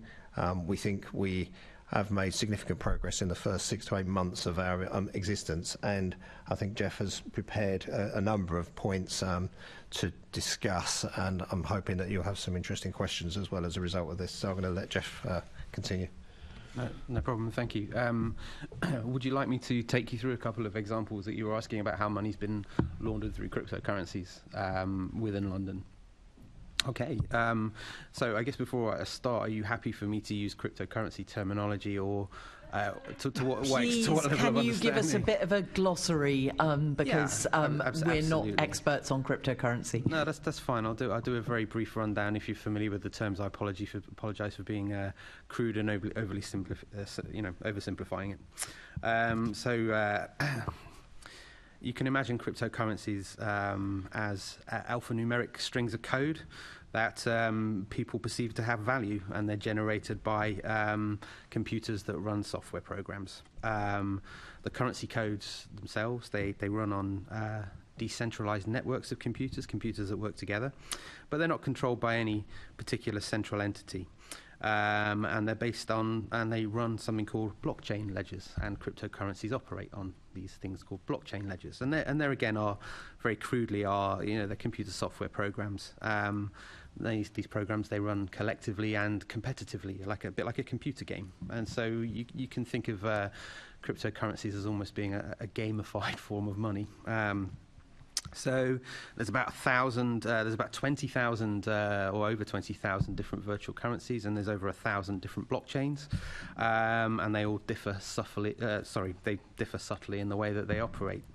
I mean, a good one would be Ethereum tokens, for example. But you can buy cryptocurrencies if you want them. You can buy them if you had some now. I could give you some cash and you could send them to me. Or if you want, you could buy them from a cryptocurrency exchange. No, it won't happen to me either. But so there is the opportunity for cryptocurrencies to be bought directly peer-to-peer.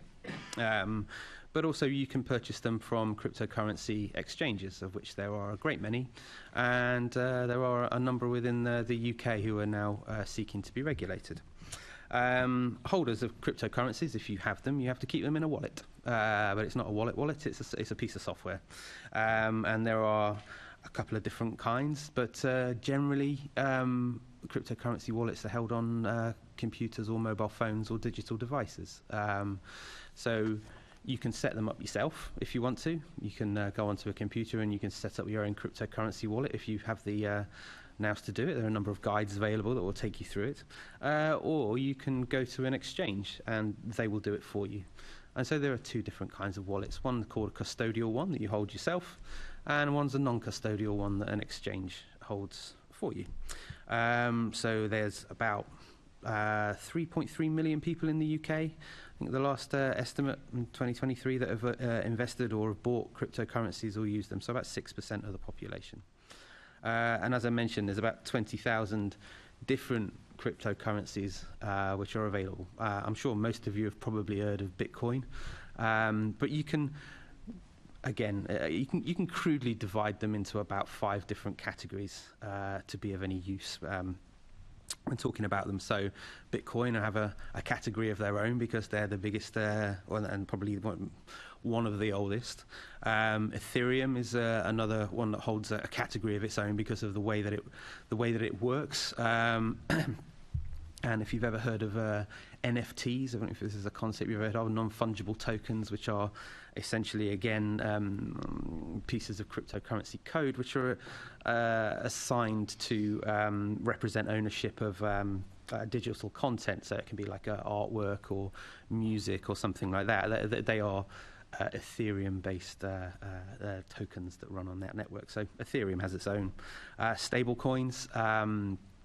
Occupy another category, and they're particularly relevant to law enforcement because a lot of the I think Rachael referred to as high-end money laundering. I like the term aggregated money laundering. Is very much assisted by the use of stable coins. Now, these are digital currencies which, instead of being free floating in value, I mean, I'm sure you're aware that cryptocurrencies can be very volatile because they're subject to manipulation and a lot of factors like that. Stable coins are pegged against normally against something like the dollar. So there are a couple of big ones, Tether, USDC, Circle, and Binance are a few of these big stable coin issuers. And what they do is they state that for every one of these digital tokens they issue, there is money or an asset held in reserve, and so they're pegged against it, and they're used for they're used as a way of cryptocurrency exchanges clearing between themselves in much of the way that banks would do, but they also have an attraction to criminals who can use them to transfer value stably, and so they're often used in aggregated money laundering. The altcoins are another category, and that refers to, so I've only talked about a few of the 20,000. That refers to all the other ones, which are obviously, I think you maybe heard of Shiba Inu and a few of the Mochi coins, and they will have sort of infantile, silly names, but there are a great many other ones out there. And there's a final category which I think is worthy of mentioning, which is something called privacy coins. Privacy coins are designed with the absolute maximum amount of user anonymity possible, and they operate on blockchains, which are these computer programs, these ledgers. Most of them, the vast majority of them, are publicly accessible and viewable if you're into that sort of thing. Whereas privacy coins operate on blockchains that are entirely private, and so offer a means of, if you can get hold of them and you can use them and you can find somebody that wants them, you can transfer your cryptocurrency, your funds with a very high level of anonymity. So it'll probably be worth talking about how much money we're talking about. Is this a niche problem still, or is there serious value within cryptocurrencies? And there certainly is. So we talk about something called a market cap, which is kind of the free-floating total market value that a currency has at any one time. So yesterday when I put this together, Bitcoin has a market cap of around $915 billion.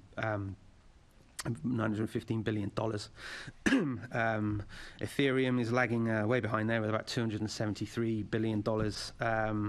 Stable coins at any one time around over $68 billion, and privacy coins well over $4 billion.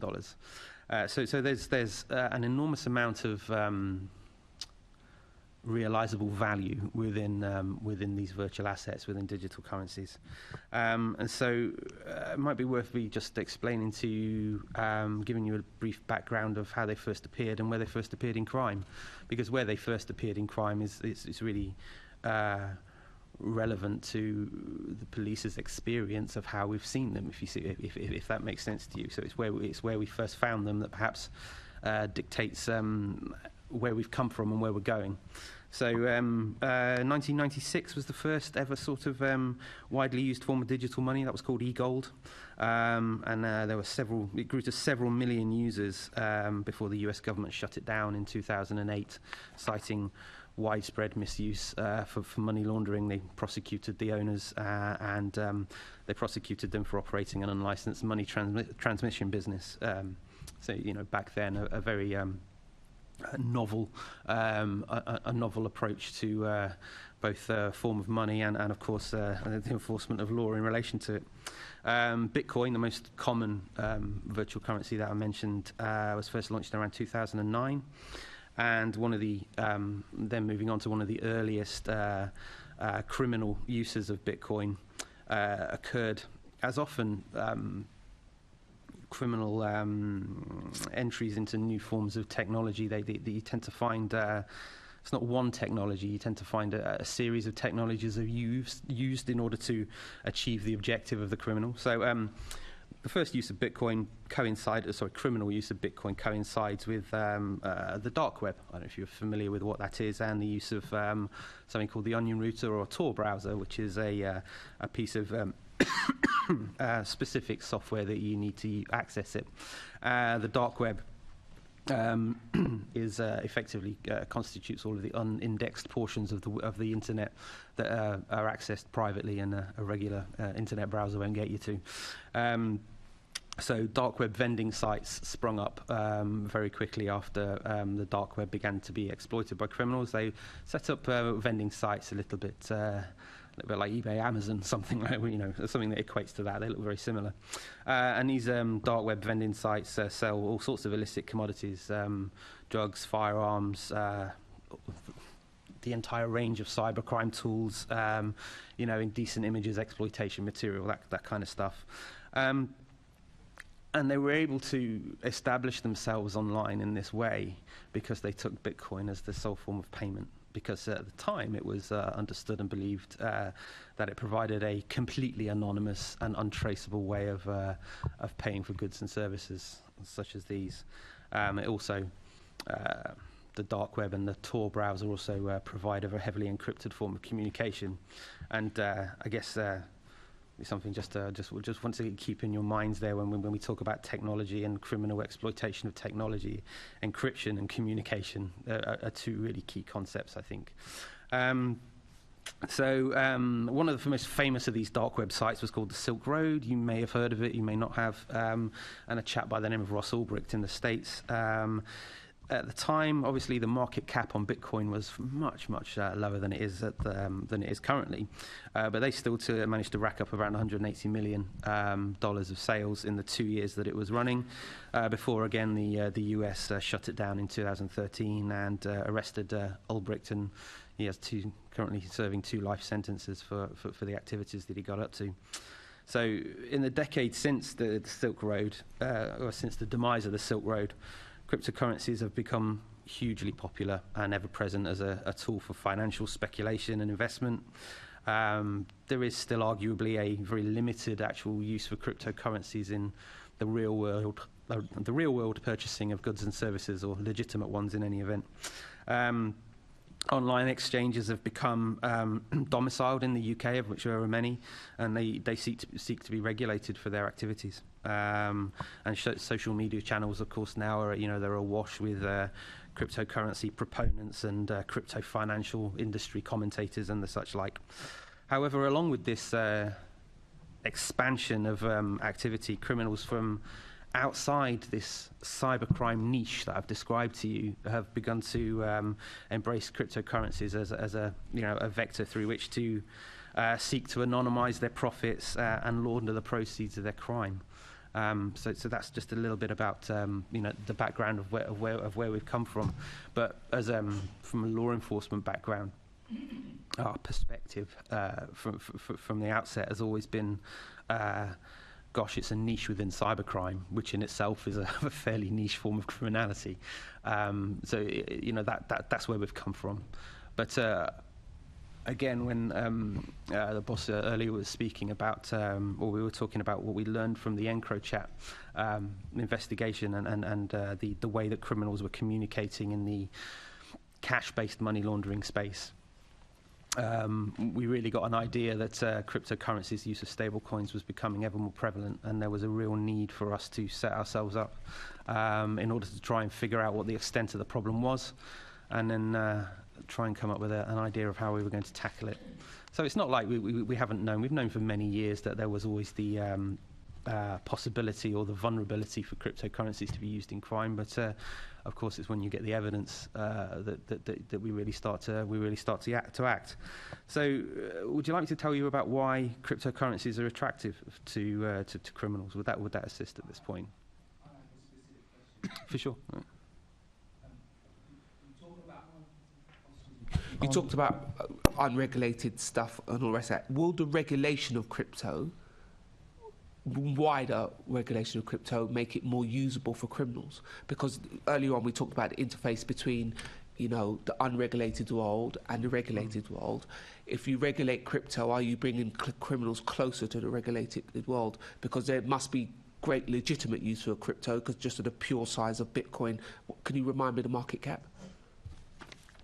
900 billion, just shy of $1 trillion for Bitcoin. 900 billion means they can't all be criminals. So there will be some people who will be absolutely desperate to have that happen. London is a financial, one of the world's best financial hubs. We should regulate if it's going to be the money of the future. But in regulation, what would we have to do to make sure that we're not bringing a regulated pathway closer to criminal use?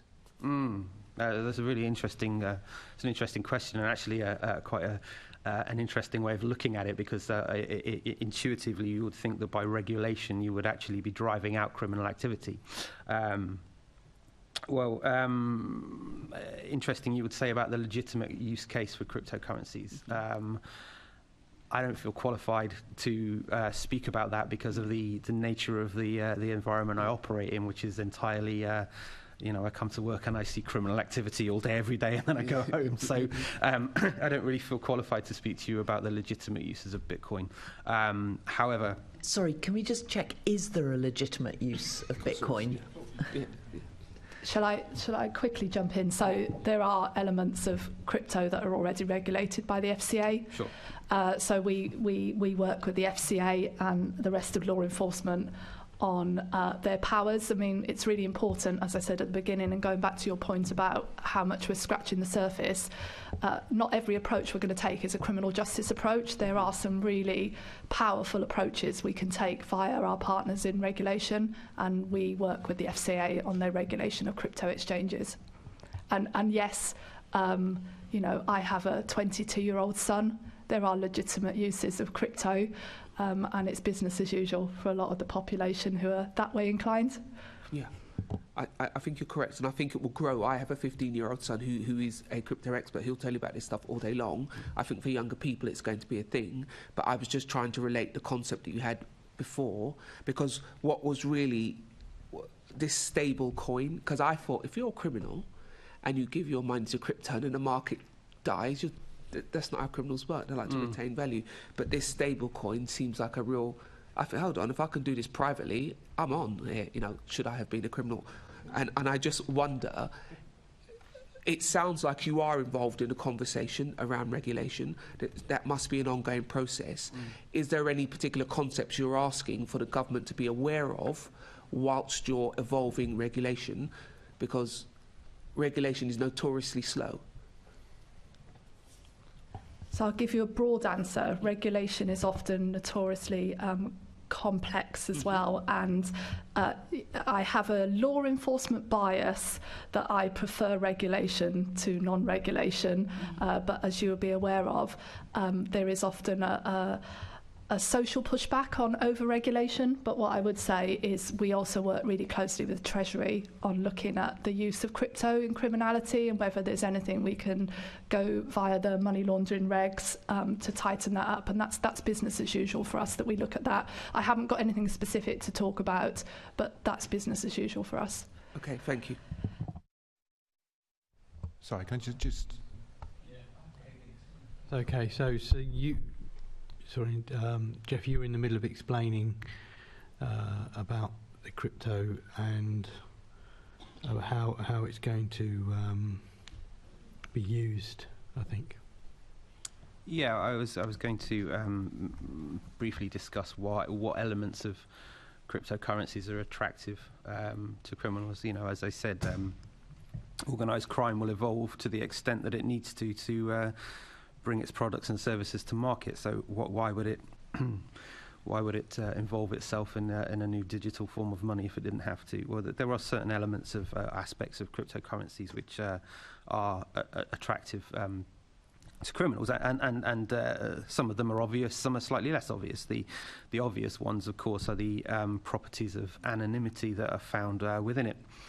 So these Cryptocurrency wallets can be set up anonymously. You don't have to provide information, especially if you're setting them up yourself. They don't record personal information as a bank would if you opened a bank account, and they can't you can't use wallets to directly attribute them to an individual. There's no central authority. Blockchains operate in a very decentralized way. And sums can be transferred without revealing any personal information that can be used to identify you. Attribution is very important when it comes to investigating cryptocurrencies, but there's nothing direct within cryptocurrency transactions that can be attributed to an individual. Cryptocurrencies provide for limitless, instantaneous and low-cost transfer of value without geographical boundaries, which I think you could imagine for a money launderer or an illicit actor. That's certainly something that's of might be of benefit to you. Blockchains and the way that they operate, and cryptocurrencies and the way that they operate, they provide for an ability to quite easily and often in an automated fashion provide a low-cost layering system in which you can obfuscate and provide and introduce enormous amounts of hops and jumps, which can, for the investigator following point A to B to C, can render the process almost impossible. This can be done by hopping between blockchains and different currencies and adding thousands, or if not more than thousands, of jumps between points, which are very difficult to follow. So it can make you can make life very difficult for someone wanting to follow where these crypto funds have gone. You can do that very easily. And cryptocurrencies are also probably slightly less obvious. They provide an ability to incorporate cryptocurrencies for high-end or aggregate money laundering. Professional money laundering organizations operate with what we call cash pools, or pools of liquidity, that operate in jurisdictions all over the world. They tend to operate in jurisdictions that generate the funds, such as the UK and many other Western European nations that have active illicit commodity markets.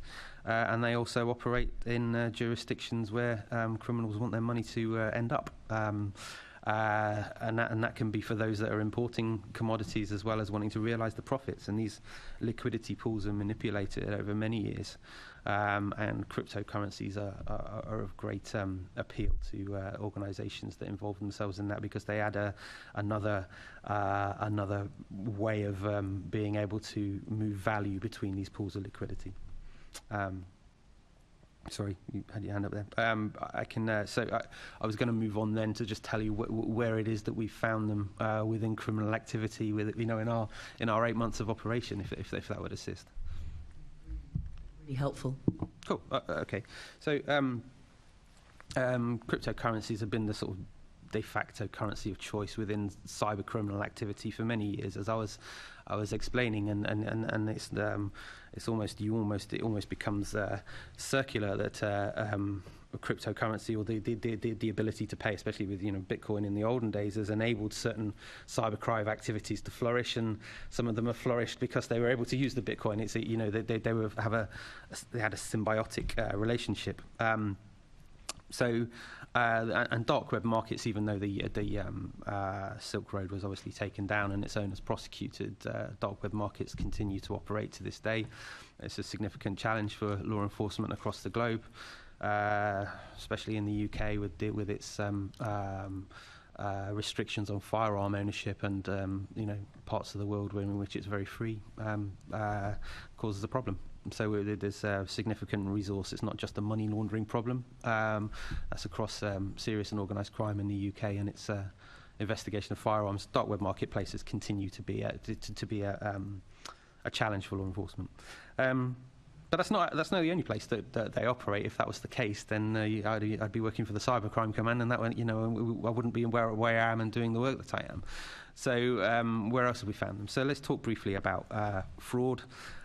This is probably, interestingly, an area where criminals really have adapted their tactics and embraced their technology. So, of course, the minute cryptocurrencies became popular, the old wine investment scams and investment scams generally decided to embrace cryptocurrencies, largely because they're complicated, and so it's a good vector for fraud, isn't it? Especially when investment with the potential for making a lot of money, because they're very volatile. Cryptocurrencies are very volatile. The potential for making money in something that's complicated provides great opportunity for a fraudster. Let me demystify this for you. Don't worry. Give me your money. We'll take care of this for you. It's a great opportunity for fraudsters. So we've seen those with investment frauds, and crypto investment frauds are significant criminal opportunity.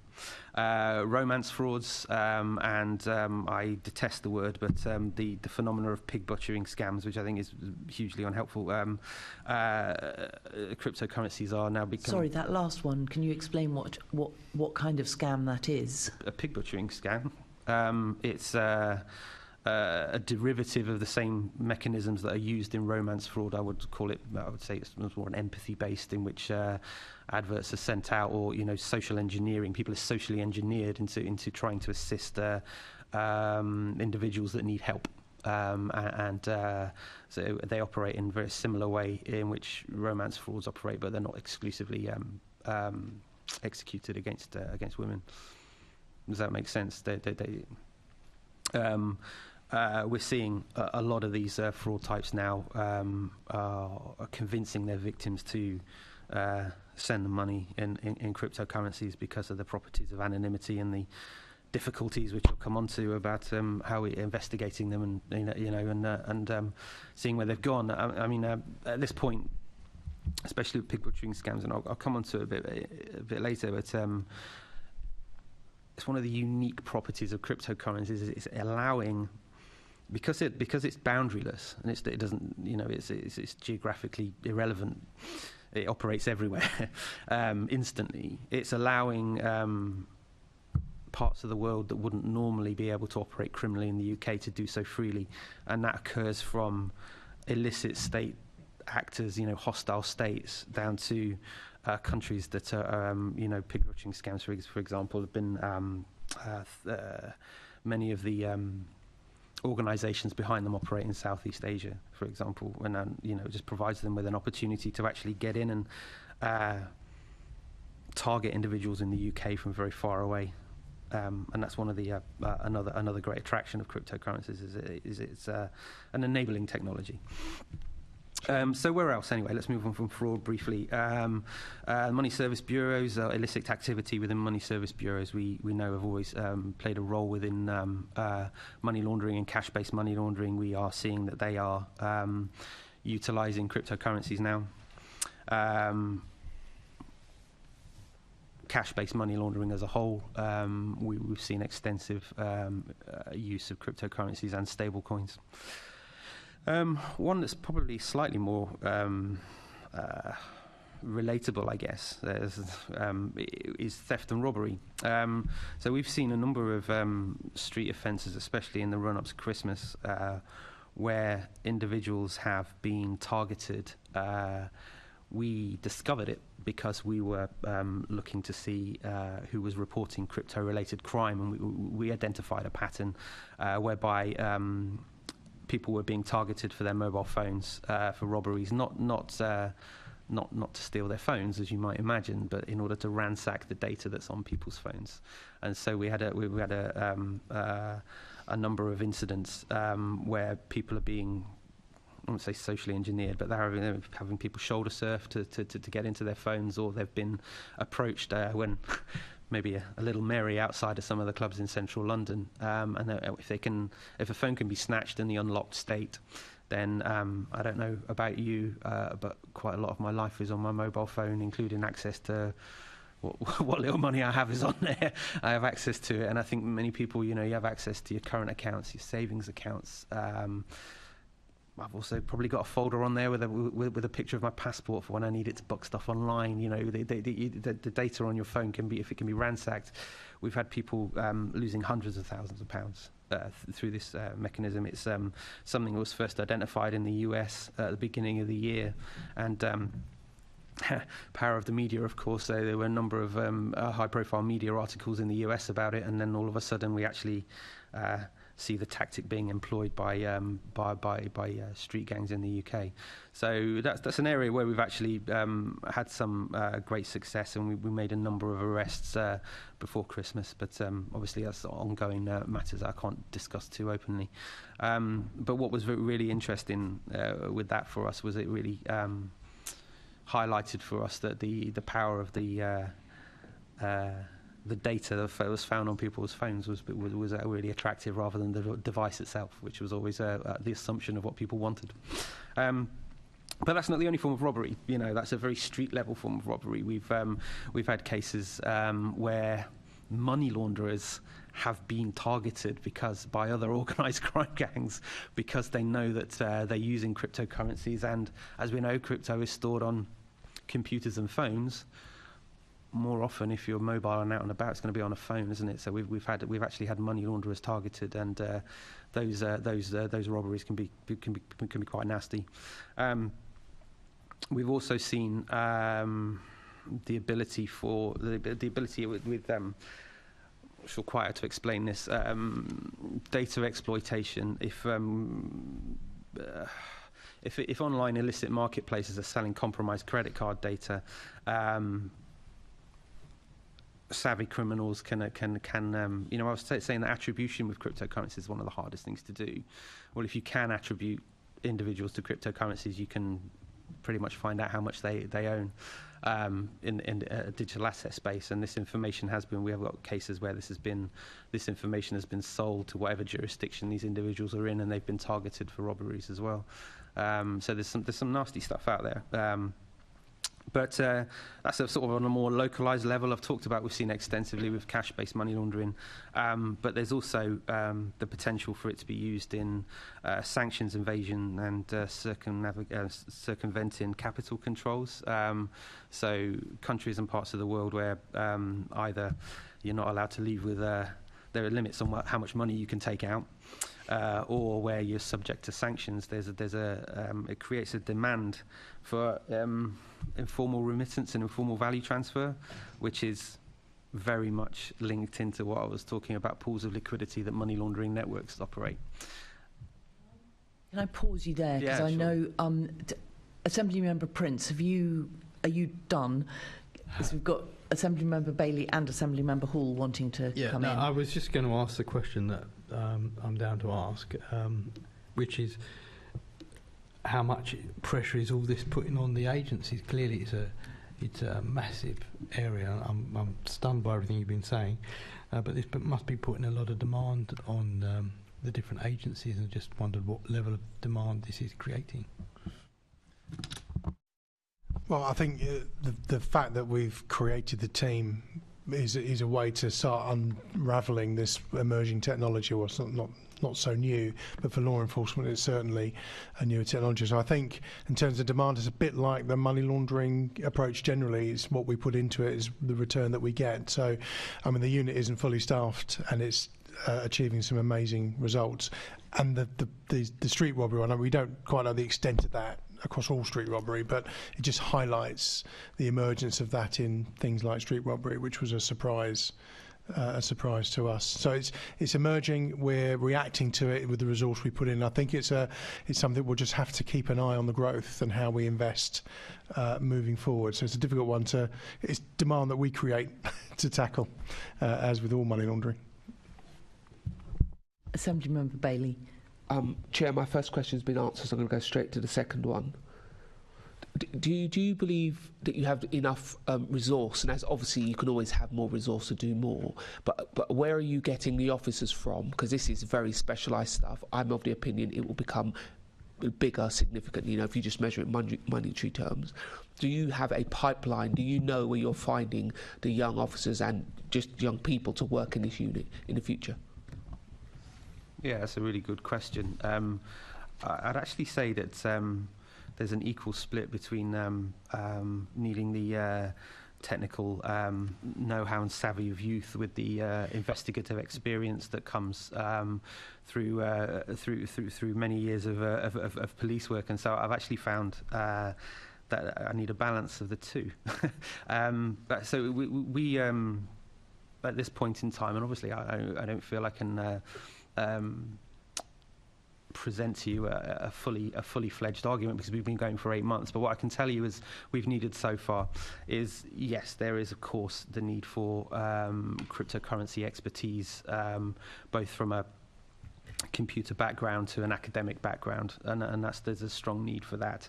But we also, in order to given the areas of crime where we found cryptocurrency, we also need to have traditional policing methods to work with it. So we need proactive policing skills. We need financial investigation and asset recovery skills. These are all skills that have traditionally worked in kind of silos, but we need to smash them together. We need to bring them together. So yes, as I say, we need proactive policing skills, financial investigation, and understanding and use of covert tactics, which probably isn't the forum really to talk about today. There's a huge need for data analytics, and that comes into our need for technology and our need to embrace technology. We just don't need to do it blindly.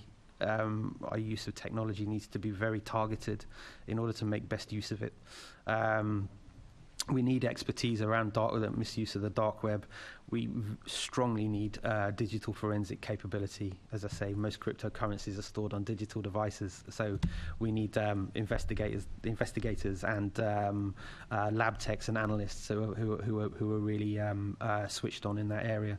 And we also really need skills in crime prevention as well, because as you've seen, if we really are only scratching the surface of money laundering, and we're seeing some of the quite insidious crime types that hurt individuals that have been using cryptocurrencies, then prevention is going to be better. So I suppose this goes to the commander, really. You know,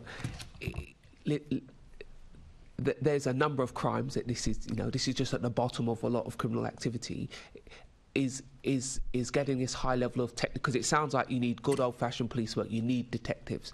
At the end of the day, it's people do crime that needs detecting, and I feel like as a Met you have quite a handle on that. But is it in your work plan to find the high level of expertise you need to deal with all modern crime, really, but in particular this? So I think, yeah, policing is always playing catch up to that emerging technology. I think we've got the ability to.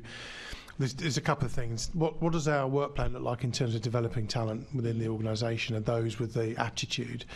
Now, generally, these are existing detectives who have the aptitude. So firstly, we've got to identify what it is innate within those officers that we can then utilise. And it might not be, and I think looking forward and to the earlier conversation around use of specials, use of police staff investigators, we need to complement it with that, and the use of internships and how we can bring people in who've got the expertise, and then we marry that up with the investigative skills. I think there's a number of ways we can look at this, and then we need the ability to train them up, because someone might know about crypto, but of course there are techniques that we use then to identify and investigate.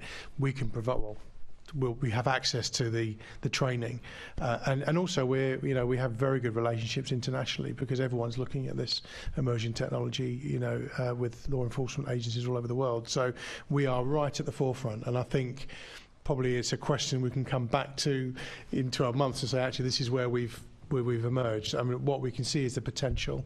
We need to work with the city and the NCA just to understand how we really upskill. But interesting, your point around, so the crypto team, in amongst everything else they're doing, they're upskilling local officers in recognising the offences around crypto. It's something that we naturally, if you don't understand it, you can step back from it. We actually need to lean into it more and stop being scared of crypto, and actually let all officers understand because you can have crypto wallets which are cold storage, aren't they? Yeah. Effectively, it looks like a credit card, and if you didn't know what it looked like, you wouldn't seize it necessarily. So there's a bit of work to do to upskill the knowledge through, a bit like we have officers have the ability to seize cash over a certain value from anybody. We need them to understand what crypto looks like as another form of potentially illicit gains. Okay. Thank you, Chair. Back to you. Thank you. Assemblymember Hall and then Assemblymember Weimer. Yeah, as Steve and I definitely have to lean into it and in a big way. I should just take comfort from the fact that I'm neither 15 nor 22, which is why I really, really need to lean into it, because it's quite foreign to me. The question is, to what extent do you believe Londoners are aware of the risks of cryptocurrency? I can only assume that Londoners aren't really aware in general, or am I wrong? Am I on my own here? It depends in what. I think it would depend in what area you mean. If whether they're physically vulnerable. We're doing a great deal of prevention work now around getting people to be careful with their mobile phones, for example. But if you're talking around vulnerability to investment scams and that sort of thing, then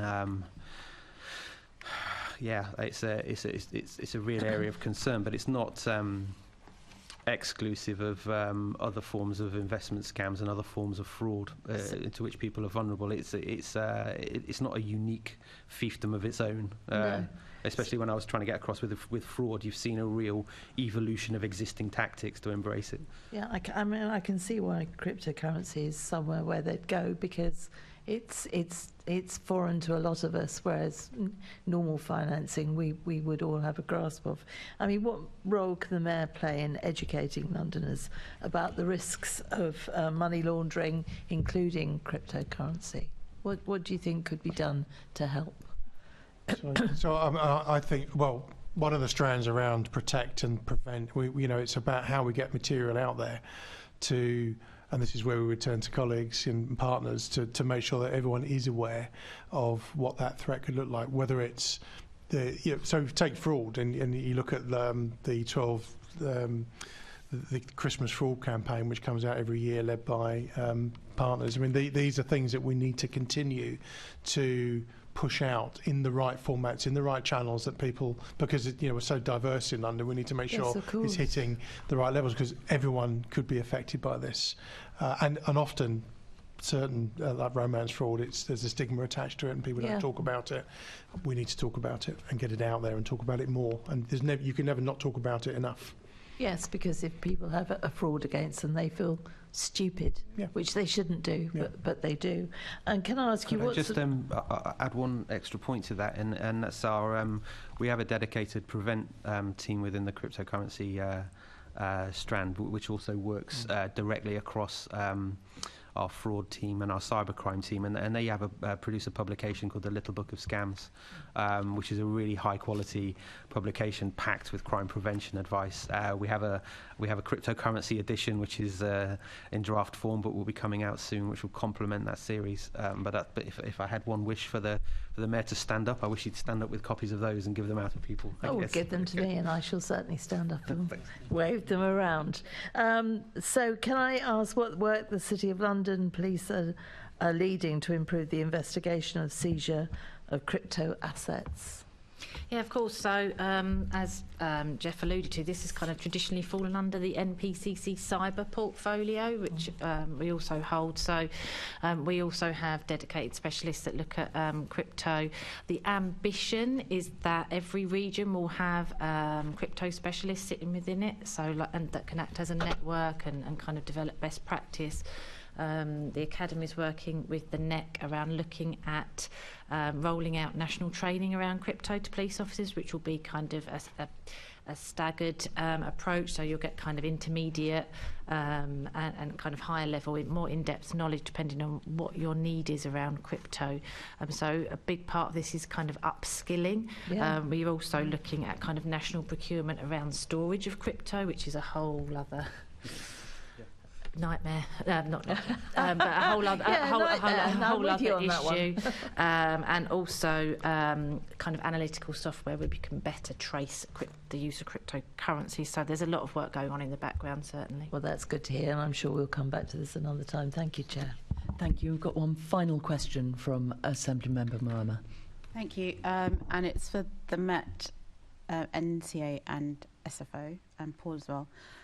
So what have you learned about the crypto-based scams since the shutdown of iSpoof. I know that was a really large case which had international implications, but I don't know how much people took notice of it beyond the fact that you had removed a person. And where has that gone? And the same for NCA and SFO, please. Okay, so yes, obviously very familiar with that investigation. At the risk of sounding evasive, there are a number of outstanding investigations and people who are yet to be charged in relation to that, if they will be charged. So it's very difficult to speak about the output of that at this point in time. Apologies. That's fine. So perhaps, I don't know, the NCA might be able to respond, and the SFO, just broad principles about that crypto-based scam and what that means. So we have a real focus now in the NEC on what we call the eco-cyber system, which is that real nexus of how economic crime is enabled by cyber capability. So obviously the Met investigation is really good, and there's a lot of learning from it, and there are similar investigations that are ongoing at the moment, but it's really looking at how the ecosystem enables fraud and money laundering and targeting that. And we work really closely with the NCA's NCCU National Crime Unit on joined up investigations and joined up intelligence. So a real focus is that, what do we know? Where are the vulnerabilities? What are the jurisdictions of risk here? Are they different from traditional money laundering, etc.? So it's a whole series of works linking in with the likes of Geoff that's ongoing. Thank you. I'm not aware of that specific case, but more in general, from our perspective as an organisation, what we have seen is an increase in crypto-enabled frauds, especially investment frauds. And in part that has led to fuller engagement across our colleagues within the domestic law enforcement arena.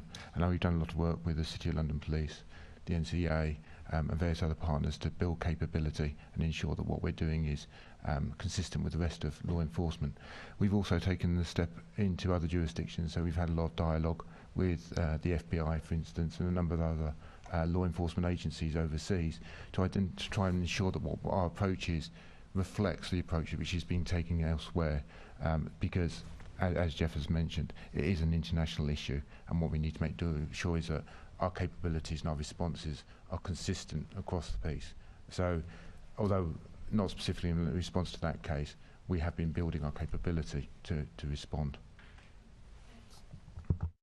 Thank you. I've just got one tiny point of clarification, which I think, Geoff, you were talking about at one point, money launderers being robbed. And I just wondered how you know about that, because presumably money launderers don't come to the police or the NCA or anyone and say, hey, I've just had my crypto stolen from me, if they're involved in money laundering, or do they? Occasionally they do, so it turns out. But that's not the only way that we would come across that.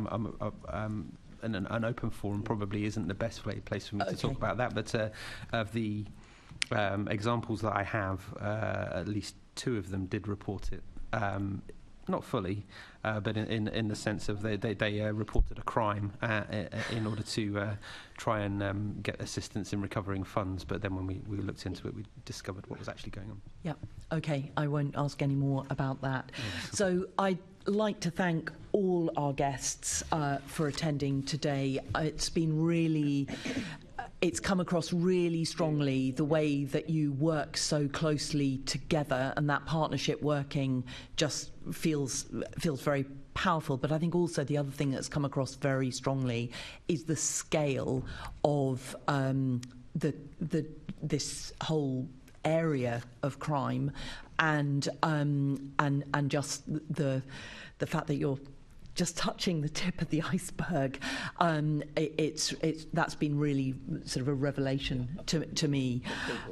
And I think probably to everyone on the committee. So thank you very much, all of you, for your time and the care you've put into your answers. Now, can I ask the committee to note the report and the discussion? Yep. Can we delegate authority to me as chair in consultation with party group lead members to agree any output arising from the meeting? Thank you. Can I ask the committee to note its work programme for the 23-24 Assembly year? The next meeting of the committee is scheduled to take place on the 24th of January at 10 o'clock in the chamber here at City Hall. I have no urgent business, so that concludes today's meeting.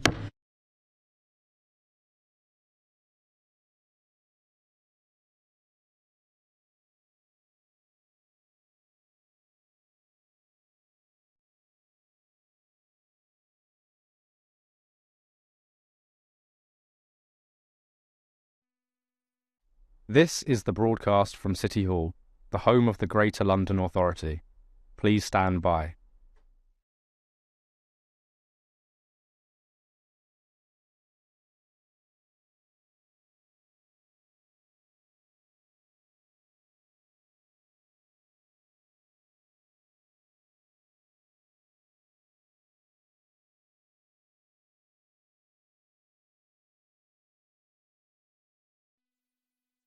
This is the broadcast from City Hall, the home of the Greater London Authority.